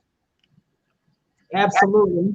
And like I said, in the recent survey, they have found that children who were in single mother households reported having a 3.0 average. And this is in comparison to children who are in single father households who report having a 2.9 average. It's not a huge difference, but a B student is better than a C student, right? Right? Yeah, no, that's true. And I think that's just like that, to me, means that they need both. What happens in a single father household is he's stern, he's the disciplinarian, but in a single mother household, she gets support and help from other people. So she's able to still do her job as nurturing. And then she can also be the disciplinarian if need be. So she does both, not either one of them to the impact that it would be for a two-parent household, but she at least tries to do both. But the single father, he's not going to be readily, available to jump into the nurturing role. So they're missing out on something. And that is true, because they say that men are less likely to ask for help than women. And that could be the reason why, it's a little bit lower in the single father-led households. But go ahead, I'm sorry, Chef Disaster. Here's the thing.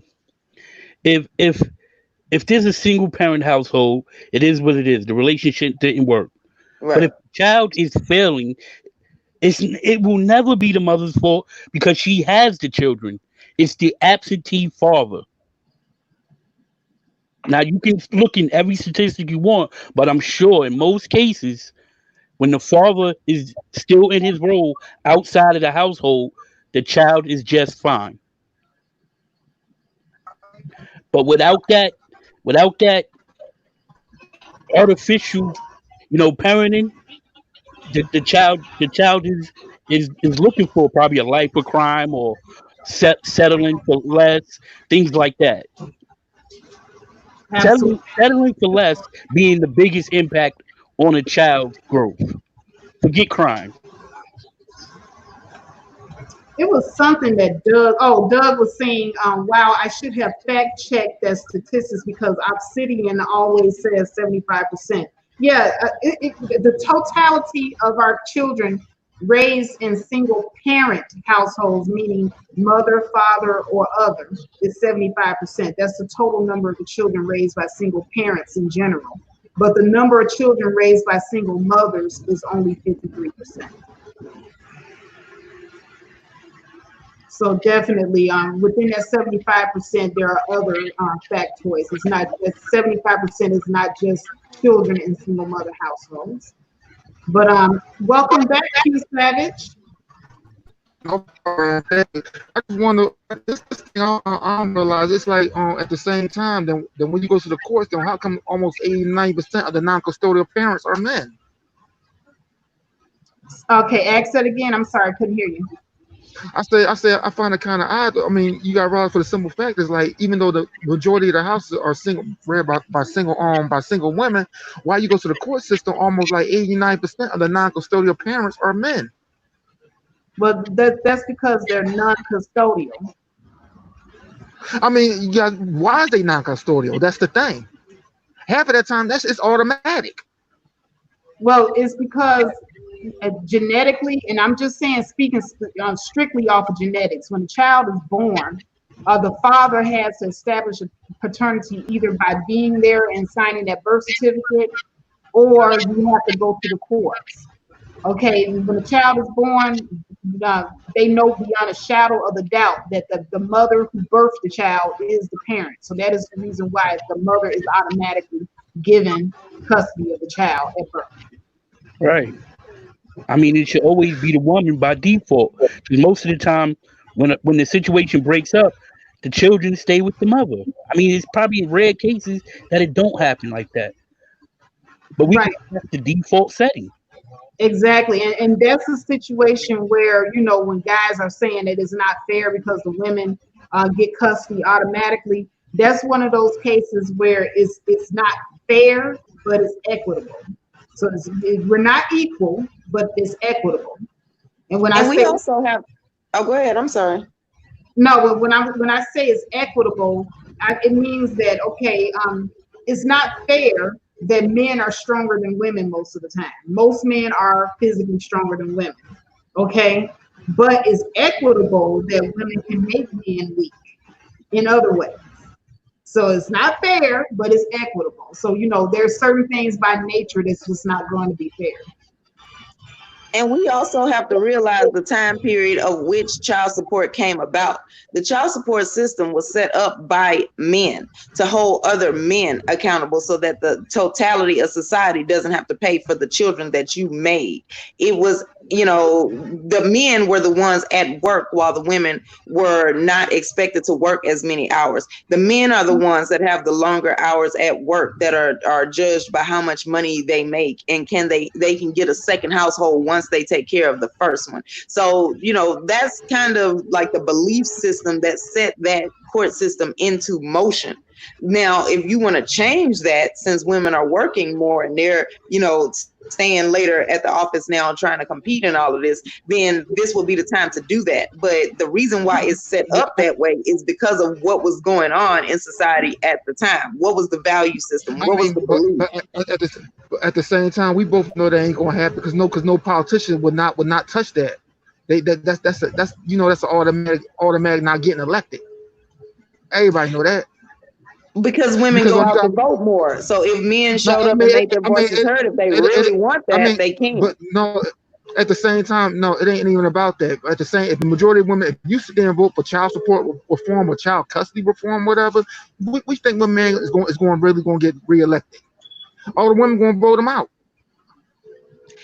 Yeah, but you also have to realize that happens because men agreed with it. If it was like, women wouldn't even have a right to vote if the men didn't vote with them, because at some point before they could vote, the men had to say, okay, this is reasonable, let's hear them out. There was a time where women couldn't even vote. So what I'm saying is, okay, go ahead. Well, I was about to say that, I remember one time, whatever, back in the day, for example, if the woman kept the man away from the child, then the man had to pay child support. And I remember back when them days went by, I thought when custody was disputed, the custody always went to the dad.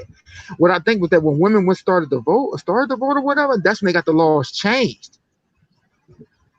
Yeah, so that's what y'all would have to do. And it's possible it may not happen in 2024, but if y'all put it to like, if y'all have that as a goal and a commitment, and I'm not telling you to go do that, what I'm saying is you can get these things if you do what they did in order to get it. Women didn't used to be able to vote. How did they get the right to vote? Some men said, okay, let's let them vote.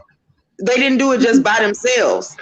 So this is, if y'all have that kind of power, if we couldn't do it by ourselves and y'all have that kind of power, you can switch it back if you want that. But pay attention to what a life like that is going to be like. If the men are the custodial family, the custodial parent, if you switch the laws where the men get the kids automatically, how is that going to change the male lifestyle right now? Are you sure that other men are going to vote for that with you? No, I honestly think most men just want to raise their kids in an equal co-parenting setting with the mom. I honestly do like believe joint that. custody. Like joint custody, like for example, like like in Philadelphia in the family court, it's only two things they're worried about. They worry about if you're paying child support and if the mom okay. That's it. That's all they care about. They don't care nothing about the dad, whatever.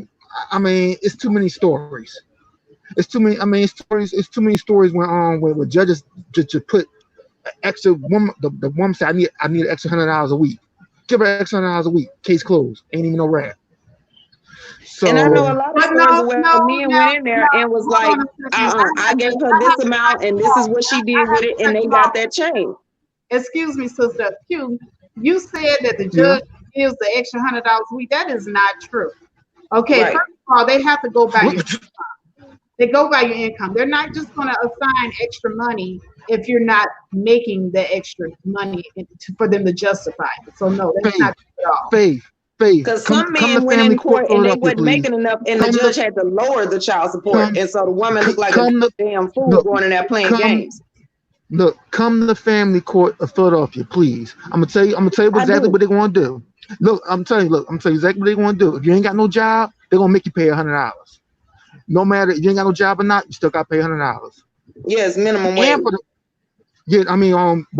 But technically, Pennsylvania law states that you voluntarily and involuntarily pay $50. If you pay $50 a month voluntarily, they really don't bother you. That's the minimum. Now sit there and say, when they got your income on file, like they did one of my coworkers or whatever, they see how much money you make. They say, all right, throw another $100 on there. She just asked for, I need $100 for child care. They just gave it to her. No rap, no question. He like, okay, well in Texas they don't do that. In Texas, if you don't have a job, they charge you as if you were making minimum wage. And so then also if they do have if they're able to track your social and they're able to find out how much you make, it's 17%. Now, if she bring in her own documents about how much she make and all of that, it might even get lowered, because then they add both of y'all income together and make sure that he's paying, I can't remember the ratio, but he would pay more for the child's care or whatever than she would. But there have been times where the woman go in the courtroom talking about she want a raise and she need this amount of more money. They don't do it by that. They have a formula and they put his income in there. If you don't put your income in there, then they don't worry about it. But if they put his income into that formula, and however much comes out of that, that's the max that you can get. You can't ask for nothing more than that. You're not gonna get it. They don't even listen to stories about what you need. I just pulled up the income increments, and in majority of the states, they cannot go over 27% of your income, no matter how many children you have. Right. We just talking about that ain't true because out of my first out of my first daughter in Pennsylvania when I got that child support order back 2006, I was paying $465, and that was about like that averaged about like 40% of my income. That was 40% of my income right there at that time. But you know what you have to do? You have to go back in there and then show your check stubs, and then they lower it because they can just throw out a number. But if you like, they're not legally allowed to go above a certain amount of your income. Exactly. Even student loans, all of that has to be. I thought it was 25%, but if it's 27%, I could believe that. But it's somewhere around that because you still have to be able to live. They're not gonna just tax you. Look, like that. In Pennsylvania law, you can check the books. It's 40%. It's 40%. Like I said, I don't know what they do in Texas, but I know what they do in Pennsylvania. Well, I've never heard that before. I might have to look that up because I'm. Please do. And it says. Please do. Please do. I ain't gonna lie about that. Well, no, I didn't believe you was lying. I'm just saying, like, I've never heard that. Every time I talk to somebody, it's always been 20 something. I've never heard 40% of anything. Man, I don't see dudes with $8 checks and $5 checks at the child support in Philly. I don't seen it.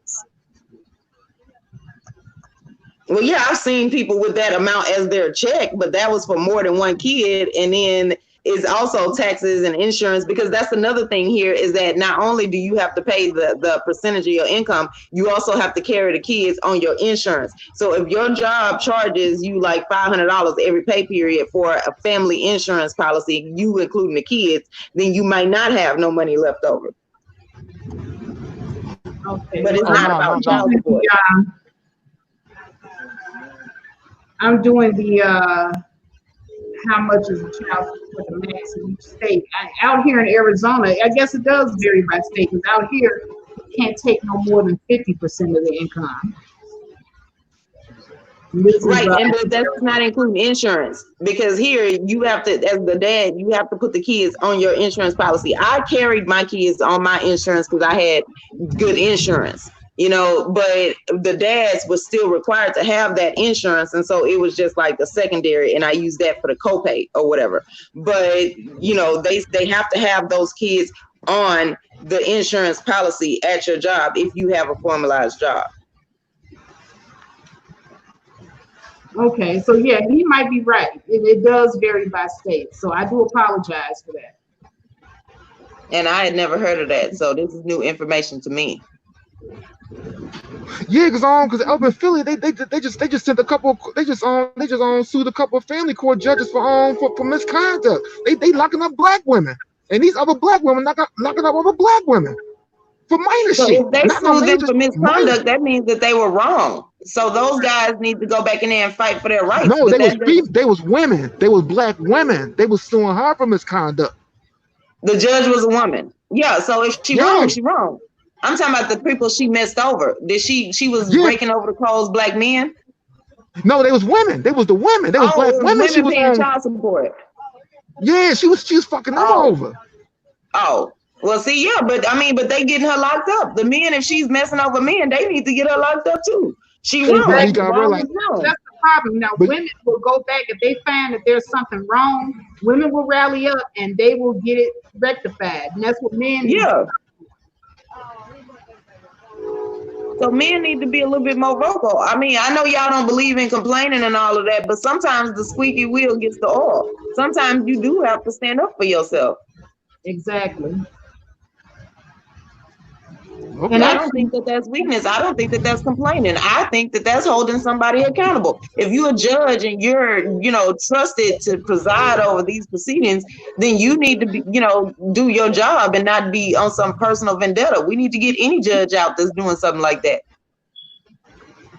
Exactly. So I would never support a judge railroading people, but the women are the ones that spoke out. The men just dealt with it. But now I do want to kind of keep the conversation on family structure, because that's what this stream is about. Now, there's a family structure that often gets shitted on. I'm just going to put it out there. But a lot of men hate this. They hate the idea of promoting step parents. They don't think that black men should sign up to be stepdaddies. They think it's simple. They think it makes it soft. They don't think that there's any benefit to it. So let's talk a little bit about that. I'm going to let the fellas go first. So whichever one of you fellas want to go first on the stepdaddy issue, go. I figure like this on a stepdaddy issue. Like my daughter, like my daughter, for example, her mom got married 2 years ago to a man, to a guy, whatever. I mean, she still called me dad. I asked her pretty much, he respect you, treat you good. She said, yeah, pretty much it. And one of the reasons me and her and her mom ain't settle down and get together because she joined the Freemason Lodge and the Eastern Star, and she started hanging around them, and things fell out. But when it comes to the stepdaddy thing, it's like I figure like some women, they try to like in my situation, they try I'm gonna get another man, I'm gonna get a new stepdaddy, he gonna live in the house and do all this stuff. And the majority of the times, most dudes just want to raise their kids in peace. Now, I can't live I wish I could live my child's mother and try to raise a family, but I can't do that. But when it comes to stepdaddy, my situation, I look at the situation. What's the benefit out of him? What are you getting out of it? Especially the kid already got the dad in their life. So what you getting out of it? Exactly. And my thing here is, why be against something that's going to provide something better for the children? Because somebody brought up earlier in this group discussion that the child would not have a good example of seeing two parents who are a mother and a father interacting with each other. So to me, that's even more reason to support step parents and step parent type relationships. But I'm going to go on to the next person. Who is that? Q Savage? Chef Disaster. I'm sorry? It's me. Oh, it's Chef Disaster turn. Oh, okay. I'm sorry. I wanted to go on to the next person. Q Savage? I would say that it's well, I'm gonna put it like this. I believe that it takes a village to raise a child, meaning a child should have a good circle, a good foundation in his life. So with that being said, I can't speak for me being against my children having an extra set of hands if that's what the situation is. But I can speak for wanting to be a stepdad in someone's children's life, because I'm at the age group now to where if I find a woman, it's likely she's gonna have children. So I definitely embrace the role. I definitely think it's an important role, because if we're gonna sit here and promote the two-parent system, then we have to be about it when the opportunity presents itself. So I definitely think that the step parent role is important in the child's life, and I think it's. And one more thing, I feel like this. Okay, like I said before about the situation, I said the man, it all depends why the man or the woman is there for. If you truly there because you truly love that woman, fine. But if you did try to my situation is like if you there, if the woman want the man to be there just so they could be like a figurehead or try to make the real child's father mad or type of situation or try to replace him, whatever, then I don't support stepdads. Yeah, but if you're the child's father and the child knows you're its father, stepdad is an extra, bro. If you've been in your child all your life. This is one child's life. That should not affect the upbringing of the child. No, it's not going. That's what. Understand what I'm saying? I'm sitting there saying I'm saying if the stepdad trying to remove the biological dad out of the child's life, and the dad is part of you would have to allow him to do that. No, not excommunicate me. It's your right to get up there and fight for your child. Again, not if he excommunicate me. Yeah, I'm gonna fight for mine at the same time. I don't support that. Right. So therefore, no one can take you out of your child's life. No one can take me out of my kid's life. Okay, I have to allow that. Right, and I think that you have to take your ego out of it too. Because I know that a lot of, especially with black women have a problem with the new woman coming into the scenario. And then so they want to start withholding the child away from the father because he moved on to the next woman. We have to stop taking our egos out of the scenario and look at what is best for the child and work with our exes and whoever they choose to marry or be with, because it is to the benefit of the child that we do so. So, definitely the ego tripping has got to stop. But I'm going to move on to Topaz. What is your thoughts on it? Well, I mean, like Chef Disaster said, it takes a village to raise a child. And so, in my opinion, step parents aren't a bad thing. However, if people don't want, like, if there's going to be a pissing contest between the bio versus the step parents, then let's just have the kids where they can have mentors and things like that. So if you don't want to be a step parent, at least do something in the community so that the kids still get that vision of what a good black man is going to look like, so that they don't only hear their mom's version of the story. They hear what a good black man sounds like. Exactly. Absolutely. Absolutely. And I also don't agree. I don't agree with a woman either just picking like a ain't shit dude and letting him do whatever to the kids because they ain't his. And I don't agree with a man showing up and not being respected when he's taking on the role. So if you're gonna have him taking care of your kids, then your kids need to respect him. There is a way for them to respect their bio dad as well as the stepdad. There is a way to do that. Adults set that tone. So if you're going to be a woman that wants to have a stepfather for your kids, you need to be able to create a peaceful environment to where those two men are not competing, at least not in front of the kids. Topaz on fire again. I'm telling you. Yes, man. Thanks, lady. I am happy I found this channel because I was looking for you for weeks now. like with my situation, like with my situation, I take it straight to the courts. Just for the simple fact that just her being a police officer and knowing she got the courts on her side and the favoritism, I do everything legal.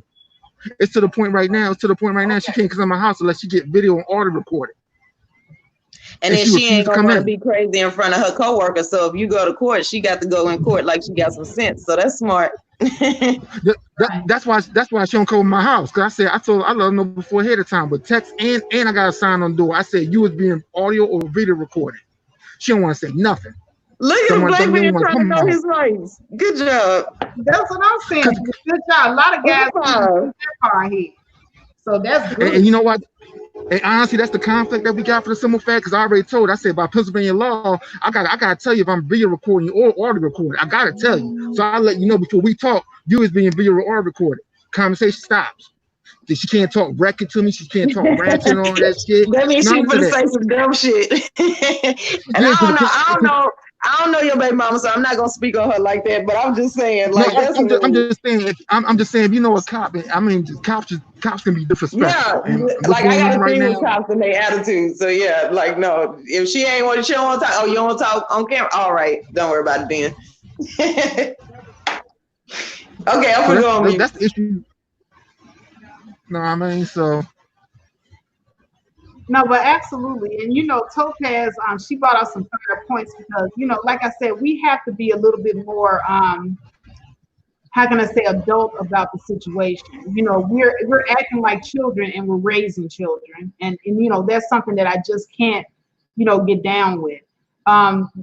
Blended families could be a solution to the number of single parent families in our communities. But number one, Black people, we do not promote marriage. Right now, we are currently promoting single families by promoting pump and dump. And right now, we are promoting single parent-led households by not promoting step parents. So, you guys have to pick your poison. Either you want to do something about the current situation that we're in, or you just want to complain about it.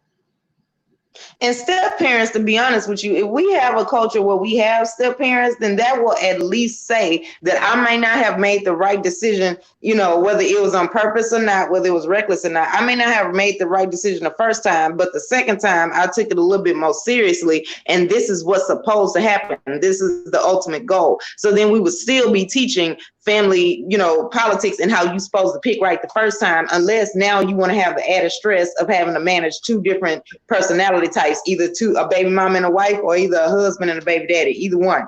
You know, it's double the work. So take it seriously the first time, and then the second time is just like a last resort, but you still got work to do. So that's my view on it. Exactly. And, you know, more to that point, we have 72%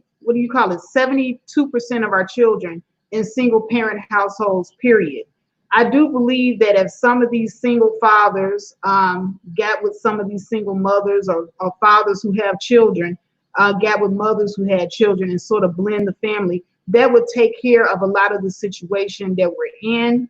But you got all these people running around here with these egos, you know, I'm better than you mentality. You know, I don't want to be with a man that got children. You got some women that have children that say this. And I find it to be idiotic, to be honest. You know, we spew a lot of ignorance out into our community and out to our people, and we teach our children ignorance. You know, white people, they had a show that came on television called The Brady Bunch. Y'all remember that? Yep. And and it was in the 70s after divorce got okay, and that's who was doing it mostly. That's who was doing the first amounts of divorce. So people forget about that. Those were the women that were taking their men to court, getting child support and alimony and all of that. And they made a whole show saying how it's okay, and this is what it looks like. Your kids get you get another set of 3 people that are siblings and friends and stuff. Now it's fine. It's okay. Yeah, we didn't start that. Yeah. So, you know, white people, they tend to come up with crafty ways to fix the problem in their communities, and they don't talk down or make it sound bad. You know, they don't call the white man a simp that becomes a stepfather. But over here, meanwhile, over here in the black community, oh, you a simp. I can't believe you fell for that. She got you over here taking care of somebody else's kids. Oh, you slow, boy, you slow. You know, that's what we do. Yeah, I agree. I grew up in a black culture. I don't know about you, but I'm gonna say for me, I can't speak for everybody in general. But I grew up in a culture where we projected our flaws and faults onto others by humiliating others, crime against others, to protect our own, to hide our own flaws and insecurities and stuff like that. So I think the culture as a whole definitely needs to improve on that. And confidence is a great tool. And I feel like if more people had confidence with whatever the situation it is that you're trying to, you know, indulge in, and do it with confidence, the outcome would be, you know, more likely in the favor that you want it to be. Absolutely. So I think projection is a real big one in the black culture, I can safely say. Because we know what we deal with. We know how we live. I mean, I make a joke now, like, about the pandemic, how we had to shut down and we couldn't go nowhere. I mean, to keep it a whole band, I say black people were always already living like that. You know what I'm saying? The rest of the world just caught up with us.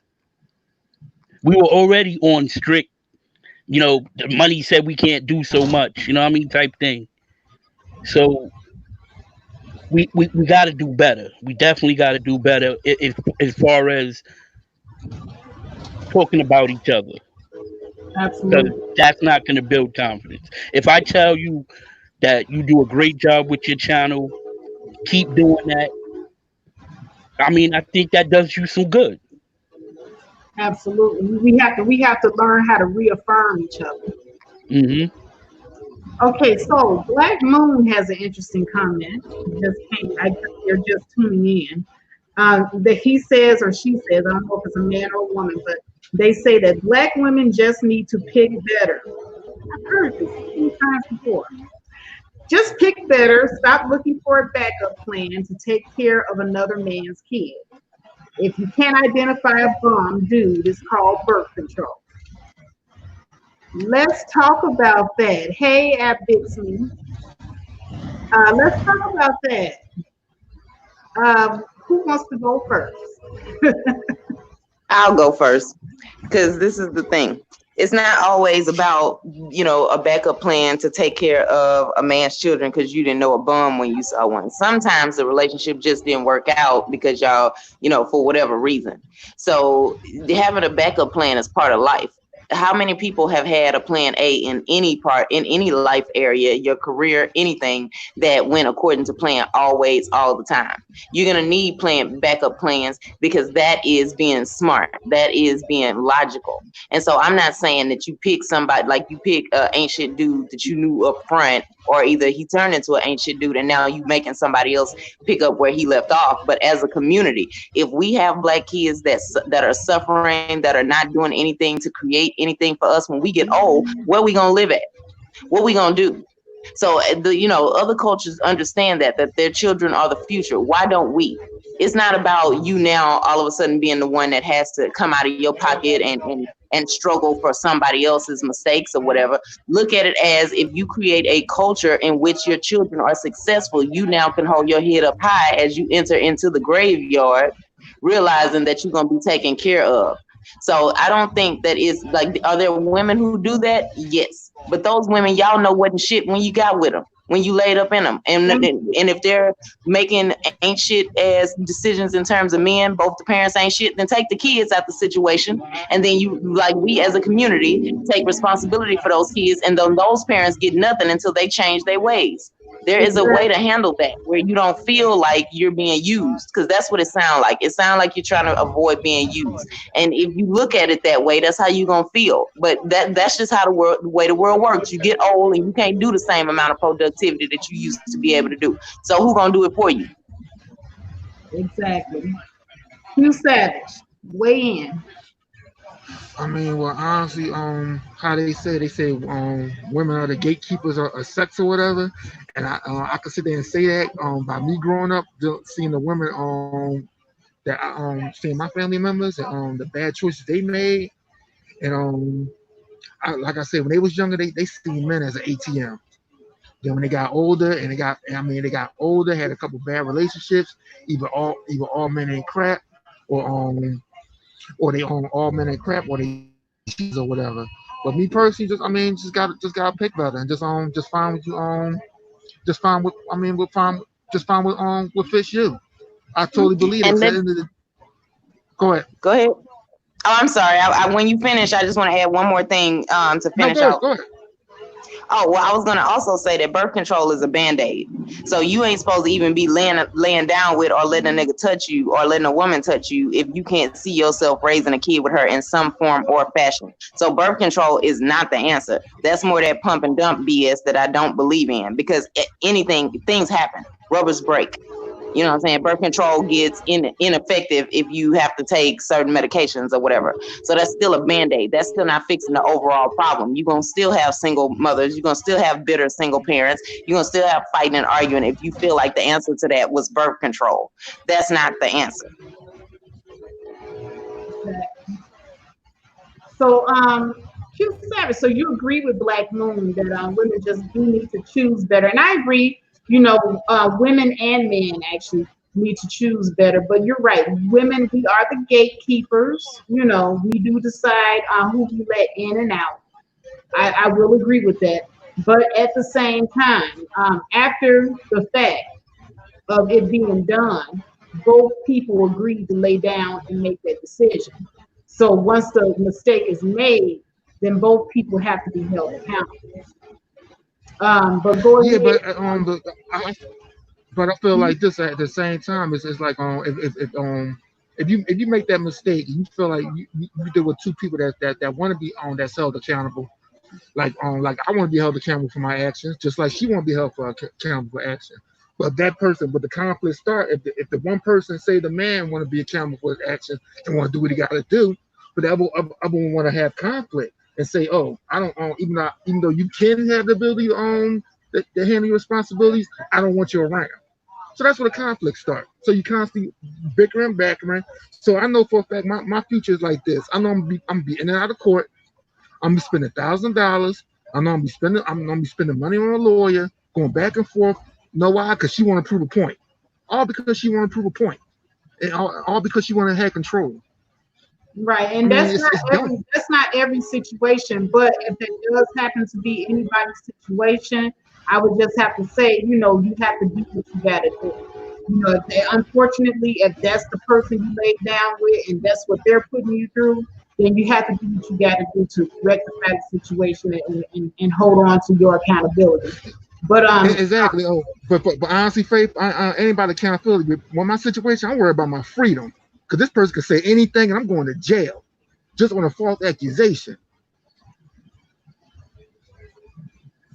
You're going to jail on a false accusation? I mean, because she a cop. She could say anything. Oh, okay. Well, like I said, you're talking about a very unique situation because you're dating a cop. It's just like if I was dating somebody that was a judge. It's not going to be everybody's situation. But I do understand what you're saying as far as your situation. But Chef Disaster, did you want to add anything to the comment on the screen? Sure, absolutely. To the comment on the stream by Black Moon, I would say Black women are picking us. I mean, we have to be happy for that, right? They're picking us. I mean, some statistic somewhere, I'm not a statistic guy, but I'm sure there's some statistic that say Black women are still picking Black men. And we should be happy for that. But there comes a time that when these Black women are picking the Black men, we have to start to say, well, maybe there's no good Black men in this ocean. And I'm a Black man. I stand up in it. I walk in it, sleep in it. I'm gonna die in it. So I'm not knocking my brothers, but I am saying, if you've ever dated a woman with children or you tried to court her, you know that's nearly impossible. So to say something like backup plan clearly shows how you see a woman. And that tells me you probably have not had these conversations with a male role in your life, because he would demand you speak of women in a different manner than that. Wow, Chef Wisdom coming with the fire. Chef Disaster, coming with the fire. Goodness gracious. Wow. Love Wisdom says, speak on it, Chef. Now, one thing that Ab Dixon says, correction costs. And that's another thing that I did want to bring up with that comment, because I think it was Brooklyn Blue that said something about course correction. She coined the term course correction. And what course correction is it means that you're not perfect. We're all human. We all are going to make mistakes in this life. So there's nobody running around here perfect. There's nobody running around here talking about they did everything exactly right. There are a lot of us running around here with some mistakes that we've made in our lives. Some of them are not as bad as others, but we have all, made mistakes. So course correction is when you take a look at the mistakes that you made, you take ownership that you made that mistake and you made the decisions that led up to the mistake. And then you change course and you take action to correct your situation. Now, there are certain mistakes that are permanent, like children. So, there's nothing that you can do to change the situation after you've had a child. You just had the child. But you can course correct and say, well, I will not continue to make the poor decision that I made and create another life that I'm not ready for. And then you move forward from there. And you just be the best parent that you can be. And go forth making good decisions for your current situation, meaning you and your child and the person that you made that child with. And if you can't be adult enough to do that, then that is a problem within yourself. That means that you're not mature. You're not ready for life as an individual, let alone as a parent. And that's what a lot of us need to look at. So when I look at that young man's comment, when he's talking about, you know, the women, yeah, women are the gatekeepers. Okay, we do make decisions on these men. But as Chef Disaster pointed out, perhaps the ocean is tainted with a lot of these men that don't know what their role is as a father, as a head of a household, or as a man in general. And we do have that throughout our community. And in reflections, I don't want to just put this on the men, but we have a lot of ladies out here that don't know their role as women either. And that's the reason why this out of wedlock birth rate is a disaster, because we have men and women that don't value themselves first as individuals. But at any rate, absolutely. And then people keep trying to take sex out of, like, they keep trying to take babies out of sex. Every time you sleep with a woman, birth control or not, condom or not, vasectomy even or not, there is the potential for a life to be created. When you get, like, the worst thing that could have ever been created was birth control, because it made people feel like, oh, now I can do whatever. And they get shocked when a baby is born. Oh, no, you knew that was a possibility in the first place. So, like, I am overly sensitive now in my old age to people trying to separate sex and childbirth, because that's where it comes from. There is not another way to get a child. So if you have a child, at some point sex was in it. So therefore, whatever you thought you did didn't work. Deal with what is. You don't get to sit around now saying, like, when you hear these conversations where the man was like, but she lied and said she was on birth control. Okay, even if she was, it's still the potential that this could have happened. Did she lie, and is that fucked up? Absolutely. Now you know the type of chick that you're dealing with, but it doesn't stop the fact that there is a kid being born now. So don't think that something like birth control or any of that is gonna stop you from being a parent. If it was up to me, people wouldn't even be able to sleep with each other unless they A, took a cognitive exam, and then B, could prove that they could support a life if one should occur, like insurance.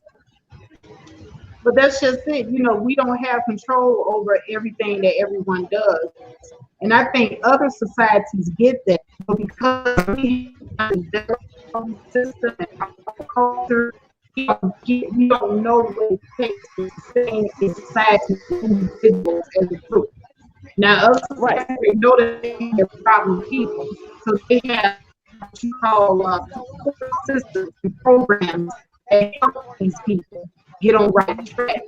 For us, all feedback is criticism and hatred, and that's not going to help anybody. Right. Anybody do a damn thing. Right. No, and I get that. Like, this is the thing, is that I know that, like, I know what we're up against. I know what we all heard. I know what we didn't hear that we should have heard. I get that. But going forward, course correction, like you just said, teaching our kids that those are two acts that are combined. Okay, if you didn't get pregnant this week, or if you didn't get a woman pregnant this week, then you just so happen to have escaped that. But don't think that that has any bearing on the next opportunity to do so. Exactly. And here's the thing too. You know, I want young people to really, really get that you have to first be comfortable as an individual before you can even get in a relationship. Even relationships Right. are a priority. It's something that, you know, takes a lot of work.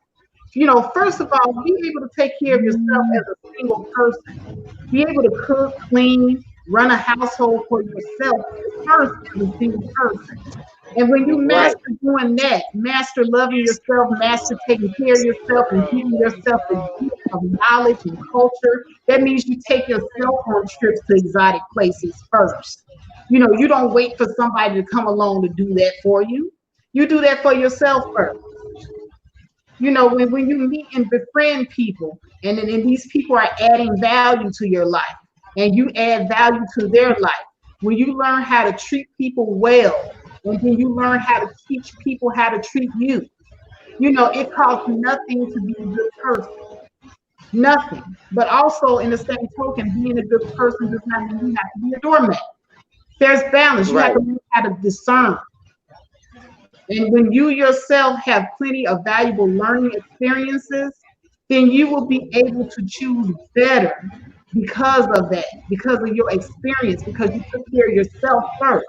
These people are not learning to take care of themselves first jumping out here. I got to have a man. Oh, I got to have a woman. I got to have sex. I got to have a baby. No, first focus on you first. And to me, that's what it means by choosing better. Choose somebody that can be there for you after the act is completed. Choose somebody that won't leave you high and dry if something should occur. So to me, when people say choose better, they're not telling kids what that means. They're just, saying, well, choose somebody better than that person. And so the kids are taking that, oh, let me choose somebody with more money. But that doesn't mean that they're compatible with you. And then you don't get any of that money and you still are a single parent and you still raising your kid struggling while your kid is watching that person have a decent life with somebody else. To choose better means to choose somebody that can fit into your life. But you have to know who you are before you can choose somebody that can fit into that. Because if you don't know what they fitting into, how you going to choose somebody to fit into it? Exactly. It's Right. all about, getting your family structure together. Organization. We don't know what a structure looks like. We don't know what organizing a family looks like. We don't have ourselves as individuals who are building family structure. But I'm sorry, somebody was trying to talk. Was that Q Savage or Chef Disaster? No, I'm on the I was on the train. My fault. What was the question again? I can answer it. Oh no! I thought somebody was trying to cut in. That's all. Nah, you're both making some great points about the solution. I mean, for some people, I think it's too far gone to fix themselves without intervention. But like for the youth, for the children, I think the adults need to start having these conversations. I know when I talked about sex, when sex was talked to me, I didn't have the birds and the bee conversation, right? It was told to me in seriousness. And I'm one of the kids that I did pick to have my children when I thought it was the right time, so forth and so on. But I never took sex as a joke, as a competition. I might have wanted to indulge in it more because once I got it, I found out that they were lying to me and it was it was really good. But that's another story. But I'm just saying it was always explained to me like, look, you're not having sex. You know what I'm saying? If you're having sex, you got to be able to pay for sex. You got to be able to pay if you get pregnant, so forth and so on. It was broken down to a responsibility. And you can tell by the conversations I have. And sometimes when some people speak, you can tell that they never had those conversations in that way. And I'm not knocking nobody because I got flaws myself, but I'm just saying you can tell that those conversations are important to the face of our culture, to the growth of our youth. But see, the chef, that's you thinking long term. A lot of our people are very impulsive. They act like teenagers. They just do something because they want to at that time. And it's like oh well, fuck it. I wasn't going to be shit no way. Like a lot of our people feel that way about themselves and their future, their view of their own future. So right. they don't understand that, okay, well, even if you do feel that way, don't bring another innocent life into that had no choice and no say so in the matter. Right. Exactly. Yep. And then also, Doug B. Smashing, he has some really interesting comments. You know what? Him and his name. Doug B. Smashing. I swear that is an interesting name. But he says, one situation I never understood is when a woman would have a child by a man with multiple children he's not taking care of, and then be surprised when he doesn't be a father to her child. I am surprised at that too. Like I don't know why these women, you know, they see it. It's like, oh, okay, I'm gonna be baby mama number 6. Yeah, that's a great idea. No, you know why? Because they think that they so much different. They listen to all of that when the man is trying to get some out of you, and if you ask him that, because I know a lot of women that don't even ask that question. They just feel like, oh well, she wasn't shit, or either I'm so amazing or whatever. But the ones that do ask, the man gonna say, oh well, yeah, she crazy, and as long as you don't do this, you straight. But if he don't know himself, he don't know why he left her, so he can't give you an answer. And then too, there are some that are just feeling like, oh well, you know, I didn't have a father, I came out all right, because they don't know that they're damaged. So I don't understand why a woman would fall for it, but I definitely understand why that situation is created for a woman to fall for. I understand how that situation is available to them, but I don't understand why they would sign on for it, except for them thinking that they're so much better than the previous one. Right. I think it's I mean, you made some great points, Topaz, and I think it's definitely created for them in the sense that a lot of the women that's probably picking those men see other women picking men just like that. The way they grow up, it's acceptable for a man to have, you know, kids by different women and still be looked at as a, you know, a catcher, so to speak. You know what I mean?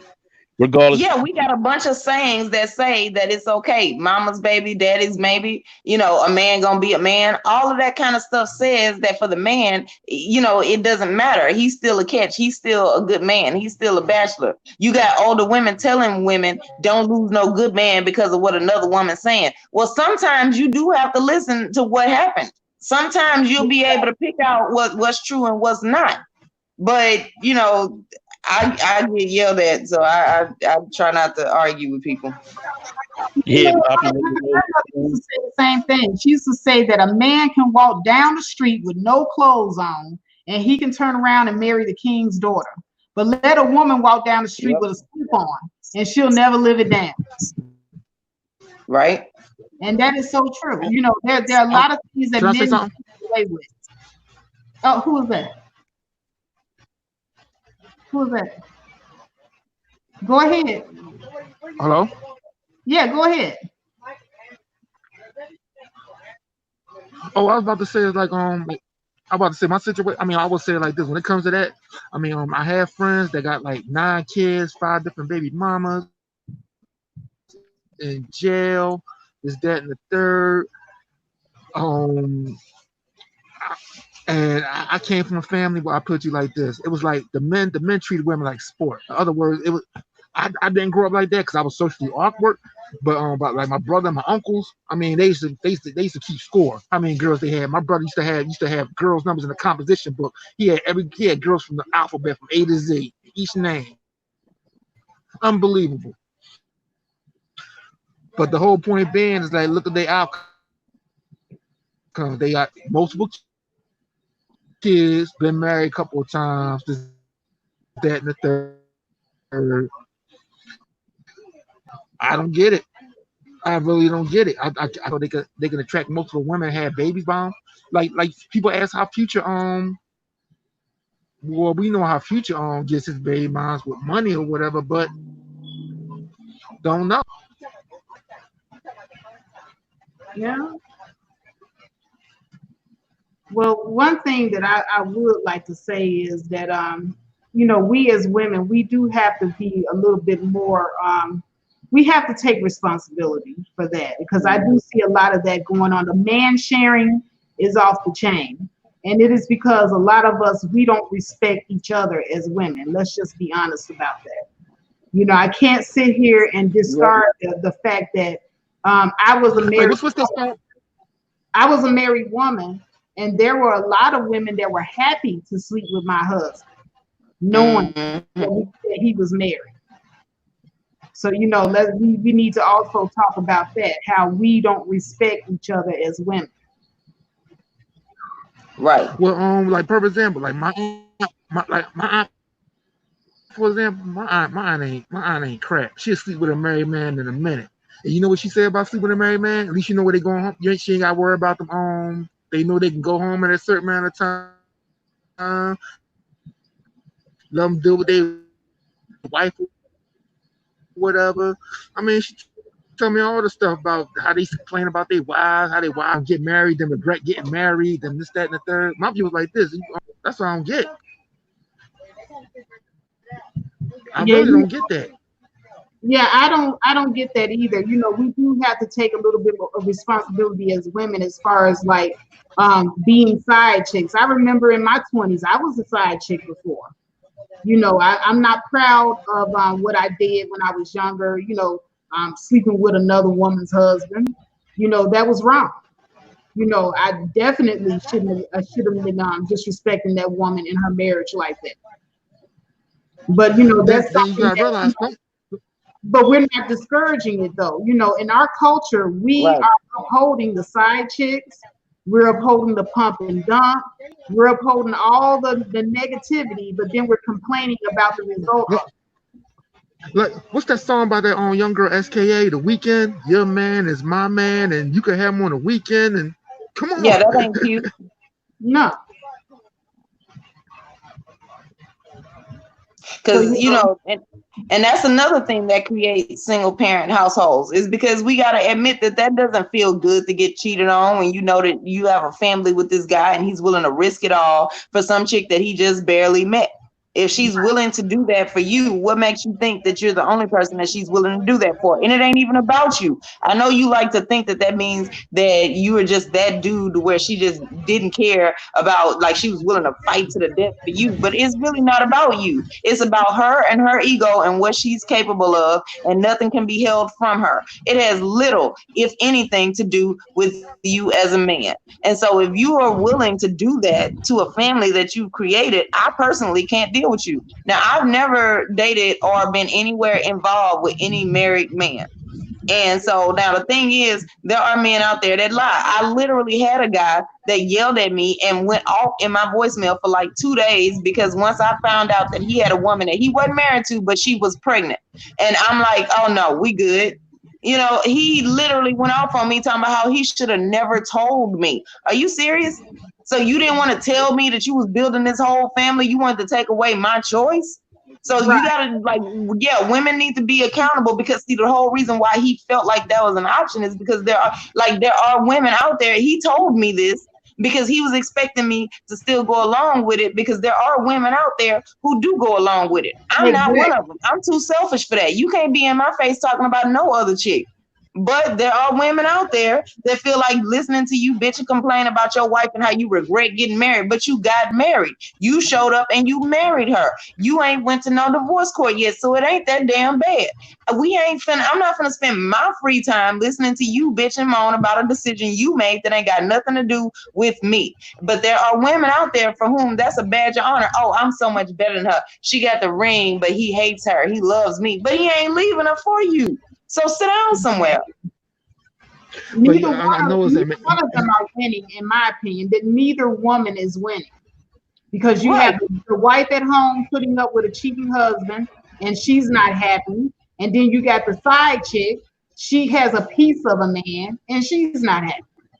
Yeah, they be lying. The side chicks are not happy with that shit because if they had a chance to get their own man, unless they're damaged, like let me say that, because there are some women out there that feel like, oh, well, I can't have a man all to myself because I need space or whatever. That is a damage because that's not what we're designed to do. So they're not actually happy. They're either miserable knowingly or miserable unknowingly. Well, that's not fun. Those are the original home wreckers. Okay, those are the ones that intentionally go after married men because they selfishly don't want to be in a committed relationship. Right. So they don't like couples. They don't like other people to be in a relationship. Because I personally just kind of feel like, what do I have to talk about to a man that promised that he was going to be faithful to somebody and couldn't even hold up that end of the bargain? We don't have nothing to talk about. You know, that there should be a way that these type of women are shunned. Those are the women, not single mothers, but women that are home wreckers, that tear apart marriages, men who are home wreckers, that tear apart marriages. These are the people that should be shunned in the community the most because they do also make single parent households. Exactly. Exactly. I'm sorry, Chef Disaster, you wanted to say something? Oh no, I'm just listening to y'all guys. I'm soaking it all up. I mean, this is a great conversation. I really love this shit right here. Like I can. No, then it make it worse. Then you realize you got women like my aunt, for example. They're the ones that want to get settled down now, but yet at the same time, when they get a man, they busy worried about if he gonna cheat on him because all that karma is coming back. Think about all the stuff you did with other women's men. Now, and no karma's about to come disrespect, back. but she need to be. She need to be worried because now she on the other end of that. It's all fun and games when you 20 and you feel like you are so much better than the woman that's at the house. You wouldn't be, looking at your best either if you was raising all of these kids and cooking and cleaning and doing all of that kind of stuff either. Now you are on the other end of it. So my question is, if it was so bad back then, why do you want to settle down now? Why do you want to be on that end? Oh, because for the simple fact it's easy. For one, the beauty ain't there no more. I mean, you got health issues and you need somebody to take care of you. Know that when you 20. When you 20, you know you ain't gonna look that way forever. And I don't want you to think I'm disrespecting your aunt. What I am saying no. Let me tell you something. I try to she be talking that men ain't shit, whatever. But I told her, look at your past experience with men and with the actions you was doing, and you I said created more ain't shit men. You let them be ain't shit. So why would they tell the next generation of men to be shit if you let him and then the boys saw him getting away with this? That's another thing. The boys see men being able to still live their life and still get a good woman after they done fucked over and destroyed the hope and self-esteem of black women. So now and they're in their 50s, they can still get a woman to take care of them. They don't die alone. So why would the next generation of boys do anything right? Right.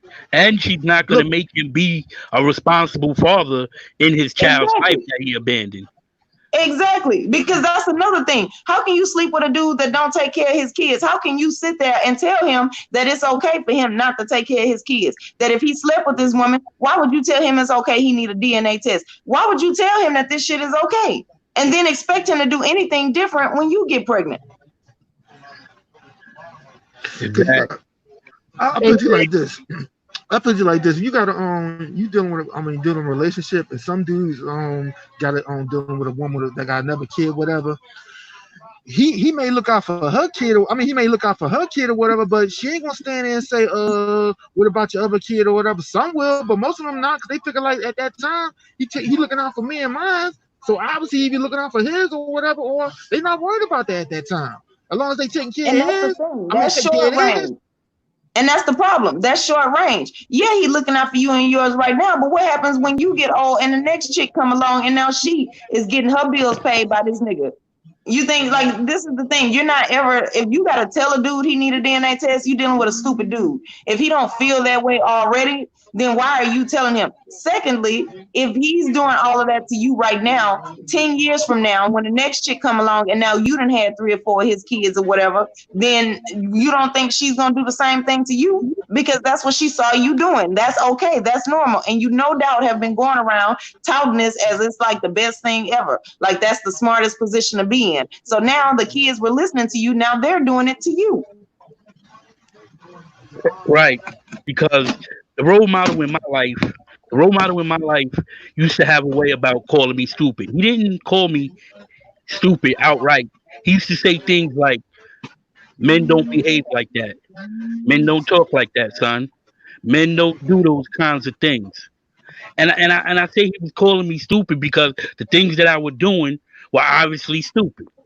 But instead of knocking me down, he explained to me how to be a better man. And I didn't know that. He told you why it wasn't a good idea. It's because that's not what men do. So you got an answer out of it. Not just, oh, that's wrong. Absolutely. So I mean, it means a lot that these behaviors are reinforced, even though they're being said. They have to be backed up time and time again, so that we don't have these situations later on in life where you're picking a woman that ain't no good as far as raising kids. I mean, she don't even do her own laundry. I mean, these are things that we have to pay attention to. Is And I'm not saying laundry is a big thing. I'm saying you have to look at the mannerism of a person before you decide to have a child with them. Before Right. you make them a single mother or they make you a ain't shit nigga. But look, here go the thing: the majority of the like the majority of the pregnancies that's going around is pretty much through hookups. Like mine, I can admit mine came from a hookup. I can admit that. What? Yeah, I said that's I can stand. Huh? the one night stand, the hookup. I I mean, mean, that's let's be crazy. for real. I can admit my situation. That's how it went down. So I mean, But why sit there? do you tell kids though that that was not the right answer, that you regret it, that you wish that you had, like, this is the thing, kids don't see any benefit to being square. You know, they get told that you're being stupid, that you're being taken advantage of, that you're the only person that's doing it. So they don't see any benefit to not having a hookup. They don't see anything wrong with having a baby from a hookup. So not only we have to tell them that that was the wrong answer, but we have to say that we wish that like when you get older, you're going to wish that you didn't do it in this manner. Exactly. But right Yeah. now, what our children are being fed, our children are looking at the examples around them, majority of them being raised in single mother households. And we got a lot of women, sitting up here making it look easy. And we're not telling them that it's not, we're not telling them that we have to work overtime, when Yep. it comes time to pay for their graduation fees because we don't have the extra money sometimes. We're not telling them that we have to struggle to find childcare, and that's the reason why you, being the oldest child, are left babysitting all the time. We're not telling them how we're struggling to be single parents and how the struggle is not fun. We're not breaking it down to them all the way. We're too busy soaking up all the praise. Oh my God, you're doing such a good job with your children. We're soaking up all the praise, but we're not talking about the struggle.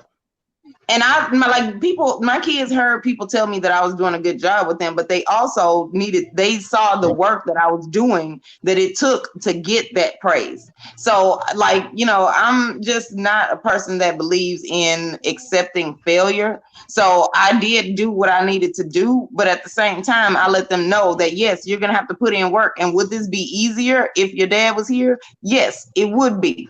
Now, I can't do anything about that. They also saw me and the dad, talk things out and work things together. We would never argue in front of the kids. That was just my rule. And the reason for that is because I don't believe in whining about a situation that you're in. It's happening now, so you put on your big girl drawers and you deal with it.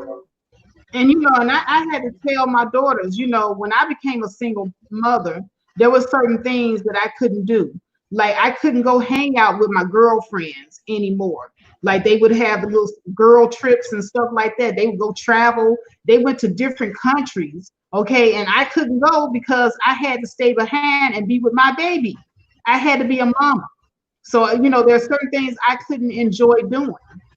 And then, there were going to be certain guys that looked at me a certain way because I got a baby thinking I'm easy.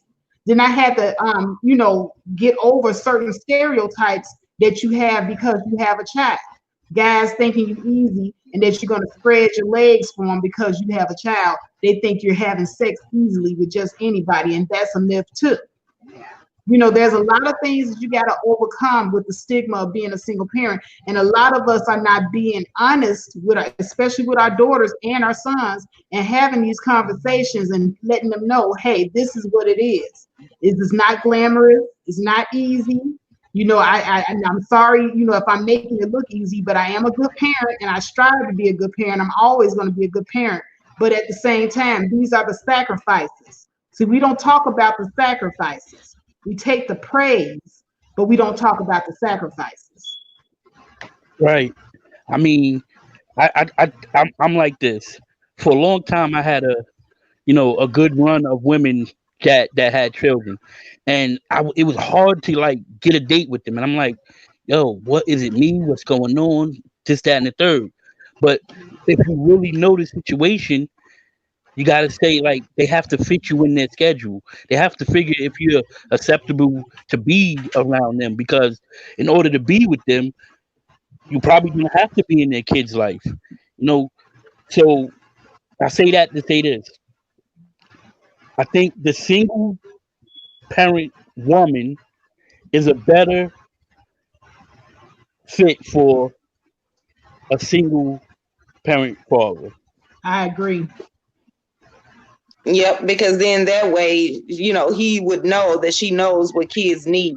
That is if she's doing right by her kids. Now, if she ain't shit single mom, then no.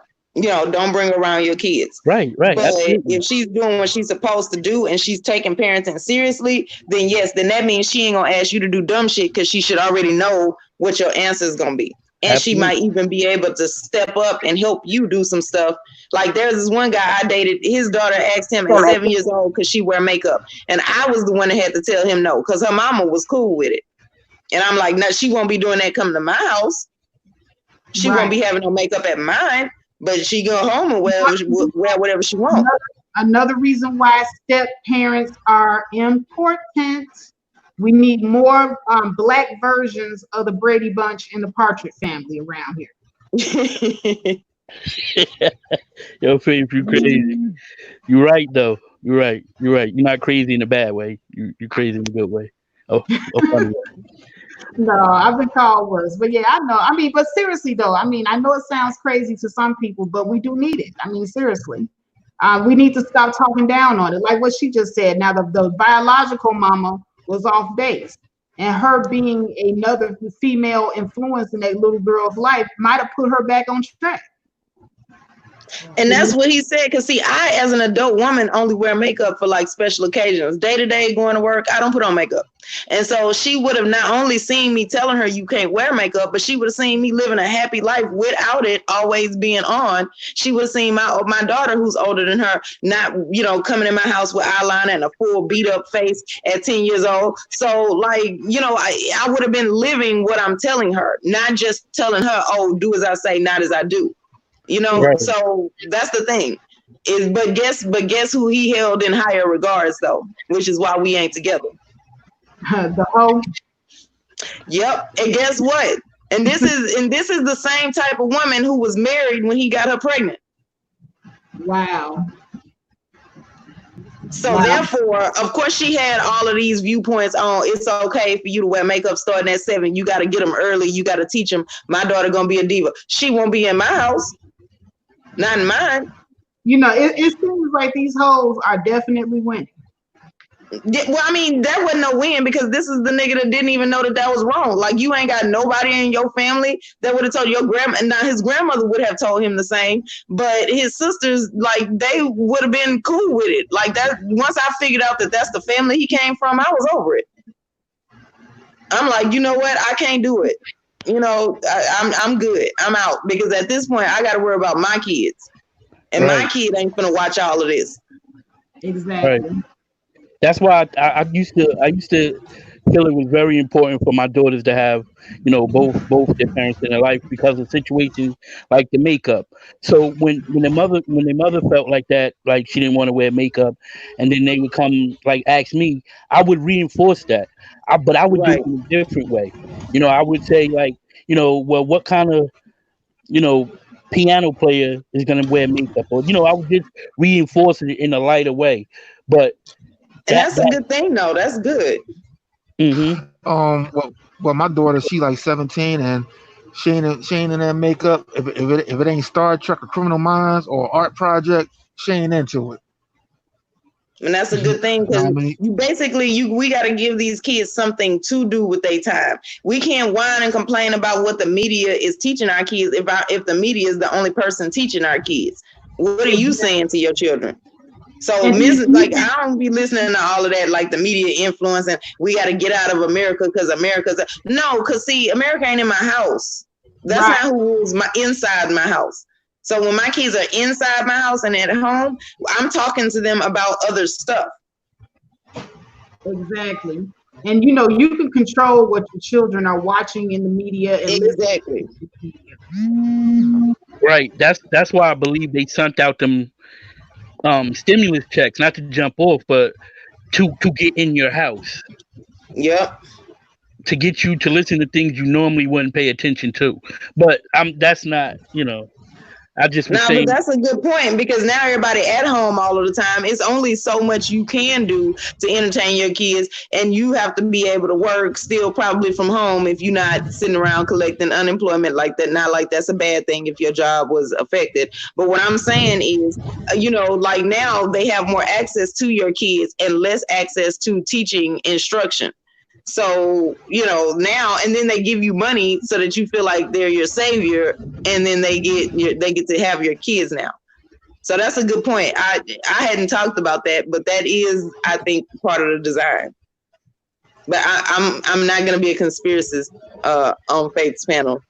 Yeah, no, I was just saying that because I think the structure, back to what we're talking about, the single black woman, but the black family structure as a whole, I just think we need to replenish and rejuvenate that situation as much as possible, whether it be with us setting the standards on what type of music should be listening to. I mean, Right. these solutions might take a long time and seem like it will be forever, but I can just remember being 17 like it was yesterday. I don't know about any of y'all, but it did go by kind of fast. You know what I'm saying? And sometimes you find And plus, out. Go ahead. I was about to say sometimes I didn't mean to cut you off, but sometimes I really think that we come from dramatic households. So the only thing we know about is drama. So when we do try to get out there in the world, deal with people, we expect drama, and we don't know how to deal with a person that ain't about drama. Yep. And honestly, I really feel like if you, I mean, either man or woman, if you came from a house that's full with drama, dealing with conflict and stuff like that, I mean, when you get in relationships, that's what you're going probably going to expect, drama and fucking conflict. I had a guy actually that I was dating not too long ago. He told me I was boring because I just don't have a drama in my life, and then he ended up with some chick, and I think he called me like maybe 2 weeks into talking to that chick. He ended up dumping her because she bust all the windows out his car. But I was bored. He wanted the drama, Right. And even they say like they understand, and then I hate for them to be like, oh, well, that's just how women are. I understand that she was just in her feelings. No, that's not how all women are. That's you letting her do that, and you expect that because you like drama now. So admit that you're just as damaged as she is. Don't go around calling me boring. Just say that you like a bunch of bullshit, because I can be exciting without having that kind of shit. But if I'm not doing that, if I'm not busting out your windows, if there's not the only way you could be faithful is the threat of me poisoning you in your sleep, why would I date you? Like, just say that you need that in order to stay in line. Otherwise, like, if you're not scared, you can't tell your friends and family, I gotta act right with her because she gonna kill me if I don't. Just say that that's the kind of thing you need in your background in order to function. Don't go around calling me boring. Like the guy say on here. I've actually heard guys say on here, the crazier the woman, the better. Exactly. And then you want to know how you get this woman pregnant, and now she's beating the shit out your kid when you don't come home at night. That's why. No, or you got a crazy baby mom that's taking you down child support every first of the month. Exactly. You got women who take your child support, spend it on the next dude in your face, and dare you to say something because the next nigga that they got is retarded and don't care about you or your kids. That's how you end up with baby mamas who do stuff like that. But see, this is why I say our people are very sex driven. I mean, we are just kind of, I don't know. It's crazy. We don't have any type of truth about ourselves. Like, there's a lot more to being with a person than just sex, and we just haven't had it yet. Exactly. And I'm sick of it. Like, I just really feel like I feel like with the community in shambles the way it is, how is that the first thing on your mind? How are you able to even enjoy it? I don't get it. I really don't. I wasn't built that way. So I don't know. I don't fit in a lot of places, and I don't have a lot of people that are willing to support what I have to say because I'm saying the things that they don't want to hear. Hello. Right. I don't see how people don't see. It should be like 20 minutes of a long conversation, of having a long. I mean, it should be in there. They said like 20 minutes. We had to stop, so we on our way there right now. No, somebody. Yeah, that's what they said. I seen the post for curfew. But I'm Q gonna. said was lying. Say again? Yeah, I For Greensboro and High Point. okay. I muted his mic because he's having a private conversation. Right. Yeah, I think I don't understand how people don't see the satisfaction in having a long conversation with a person. Like Right. you have to do those things. That's without being said. Like sex is that should be the least thing on your mind because if it's gonna happen, it's gonna happen. Right. But And we but as a people have already proven that sex is easy to get. Okay, you ain't getting no more high fives and accolades for getting sex out of nobody. We already know that. Now, can you do the hard work? Can you talk to this person afterwards?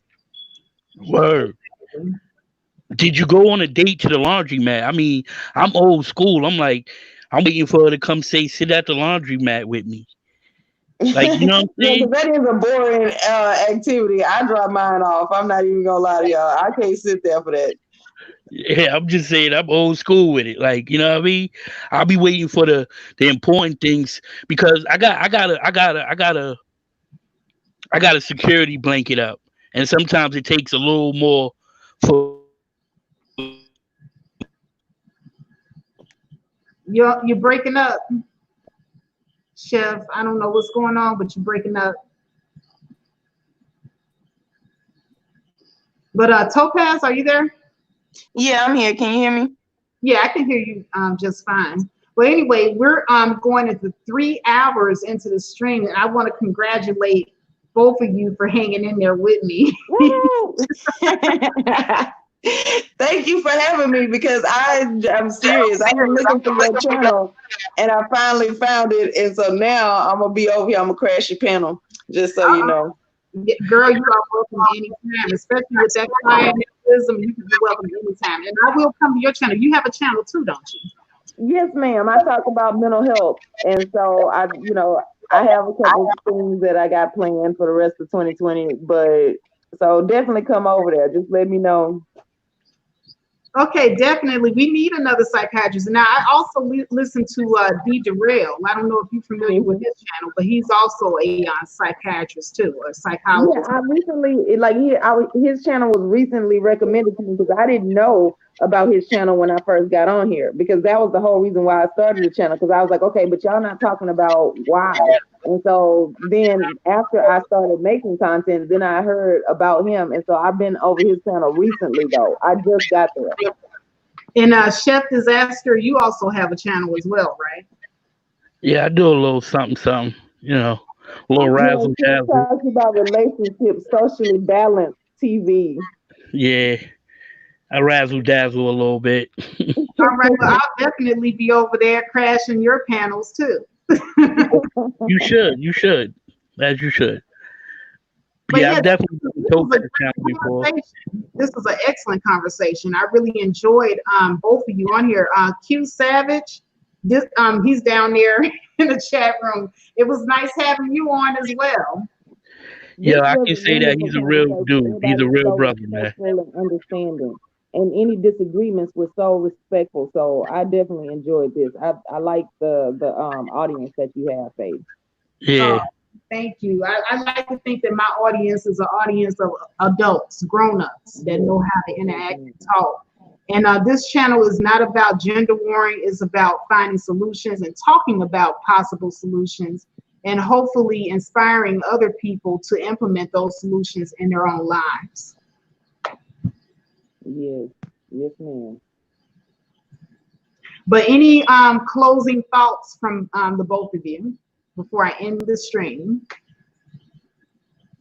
Well, yeah, for me, I just really feel like we as adults need to change our rationale for becoming adults. We're adults not so that we can do whatever we want, because I feel like as a culture, our wants sometimes are wrong. Our wants are unhelpful. And yeah, we might want that. It might be an urge. It may be we don't know any better, but once you know better, you do better. So I feel like as an adult, the part of being mature, of earning your age and your abilities as an adult is to use them wisely and responsibly. So if you're not doing that, like mistakes happen, people make decisions, you didn't know any better in the past, that's all well and fine. But as an adult, you have to realize that you're being watched by our future. Whatever it is you're doing right now is going to be what we see as we get older. And there's going to come a time where we are not able to do anything anymore, where we have to let the next generation take over. And if they're going to have to snatch it by force, or can we just hand them the reins because we trust them, which is the easier lifestyle.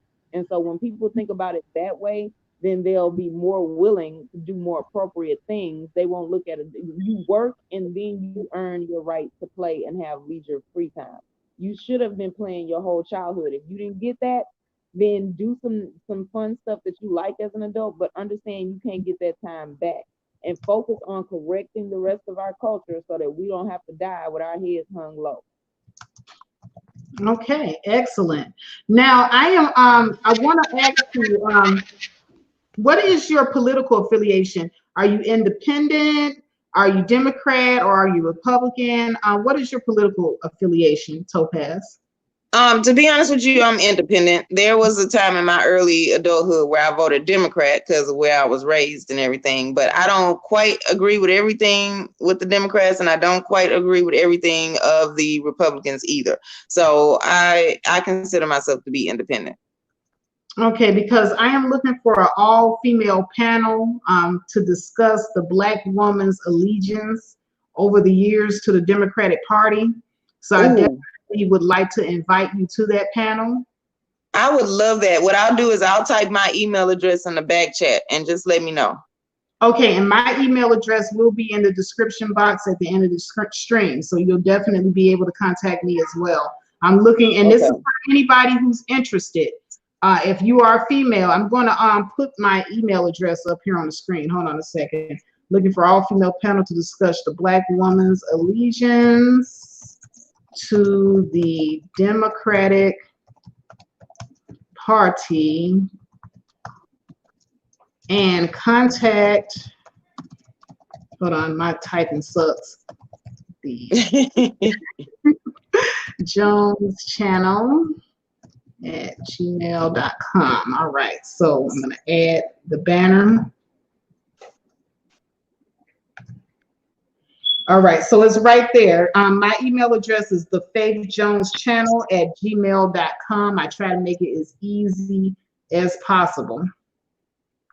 Okay. I'll email you later today so you can have my email, and then just let me know, the details, like when you're going to start it or whatever, because I'll make sure I free up that amount of time. Okay, yeah, because I already have Ray from the Awareness Channel on deck, and she's a conservative, so she's going to represent the conservative point of view. And I'm somewhat of a conservative. I'm in the middle too. I'm like an independent conservative, but I lean more towards the conservative. Mm-hmm. Well, for myself, I'm conservative, but for other people, I'm liberal. Like, I'm not trying to tell nobody that they have to live their life the way I do, but it's certain things I refuse to allow in my life if I can help it. So for me, I'm much more strict, but for y'all, as long as you ain't doing nothing that fringes on my rights, I mean, do you, as long as you can handle the consequences. Absolutely. And Chef Disaster, did you have any closing thoughts before we end the stream? Sure. I do. This conversation is thought-provoking, Faith. All right, so today I was a part of a conversation about the single Black woman, and from the host herself and the other guests on the panel and the people in the chat, I think we're all looking for a solution for the Black woman's plight. And I think the first direction we should look is at the Black men. And I'm speaking as a Black man for Black men who are like-minded, like myself. I believe that we should stand up for the Black woman's flaws, so to speak, if she has any, and take them on as our own. So if poverty has to be fixed, I believe we should step up to the forefront for that. If the children's education needs to be tweaked, well, I think we need to get to tweaking. I mean, if we're gonna do better as a whole, we got to work together. And this conversation is definitely like top 10 for me. So I appreciate being a part of it. I appreciate having the opportunity to tell people that having conversations is very valuable. It's not often that I get on a platform and get to speak to people who are willing to listen to such things like this, because Yep. not like like our real world YouTube algorithm also works off of drama. Mm-hmm. Absolutely. So to And the have drama is always at the top. You're right. so to have your platform clean to where I'm not feeling like I'm having an anxiety attack to get my point across is definitely appreciated. Peace and love to you, and please have me again. Oh, absolutely. Anytime. Anytime. All right. Lady and gentlemen, I am going to go ahead and drop you all guys off. Hold on a second. Chef Disaster. Okay, and it's just me on the stream. And I want to end the stream. Hold on a second. I'm going to end the stream with my final thoughts. Let me turn my camera on. Am I here? Can you guys see me? Hello. Hello, everybody. All right, there we go. All right, so I always like to show my faces. I'm not one of those content creators that's going to sit up here and talk for hours and hours, and I'm not going to put my face behind it. You're always going to see who I am, who the content creator is behind the channel. I'm going to put my face behind my thoughts and my ideas and take the time to say hello to everybody. But closing thoughts is that we have many different families in the Black community that are very important. Okay, we have our nuclear family systems, we have our single family systems, we have our extended families that consist of aunts, uncles, and other family members. We have the grandparent family system, and we have the forgotten family system, and that would be the childless family system. That this is people that are couples that don't have any children, and they are also important to our community because a lot of times that aunt and that uncle that didn't have any children, they become part of our support system. So their family dynamic is important too. So when I say here at the chef, at the I'm sorry, looking at Chef Disaster's name. When I say here on my channel, on Faith's channel, that all Black families matter, I do mean all. So whether it just be the childless family, people with no children, single family, grandparent family, extended family, the what do you call it, the nuclear family, the ideal family, all Black families matter. And what matters is how we structure those families. Because a lot of times the reason why our families fail is because we have no organization as to how we have those families structured. We have to get organization. We have to start putting out there that the parents need to be educated in order to educate the children. And we have to put out there that the parents need to be financially stable in order to take care of the children. And so by not putting out the messages of what makes any family structure a successful structure, we're doing our families a disservice. No family, no matter it be a two-parent family or a single-parent family, no family can be successful in a poverty structure. Now, all of the research that I have ever read bears out that it is poverty, people that are uneducated, that is the reason why the children are failing. It is not because solely that the household is a single mother household. Okay, that is a fallacy, because now we have data that proves that there are single mother households that are doing just as well as two-parent households, where the children are B students. So it's not single mother households are not the problem. The problem is disorganization. The problem is lack of planning. The problem is lack of resources. The problem is lack of education. So once we can tackle those problems, those are the issues. Because see, the single parent households is a symptom of a bigger problem in our community. And it's a problem that we're having nationwide, by the way. It's just that our problem is a little drop in the bucket, but that little drop in the bucket seems to be broadcast all over all main media streams. They put a black face to single parent households and failure. And I'm here to tell you now to debunk that and do not accept that theory, because it is white households that are the face of the nation's single parent failure, not black households. But within our own community, if we want to just be focused on our own people, then we should not just focus on single mother households being the problem, because now we know that they're not the problem. Now we have debunked that theory, right? And for those of you that don't think that I debunked that theory, I did that in my opening statement. So when you catch it on the replay, when the video first comes on, I'm debunking the hell out of that with the facts, the numbers, and the statistics. So you all can go on about your way with your gender warring propaganda, because it's not going to work here. But at any rate, I want to thank everyone that came onto the panel once again. Topaz, Chef Disaster, and Q Savage, thank you very much. Thank you to all my mods that help moderate. I do have the best audience in YouTube, so it's pretty easy to moderate on my channel.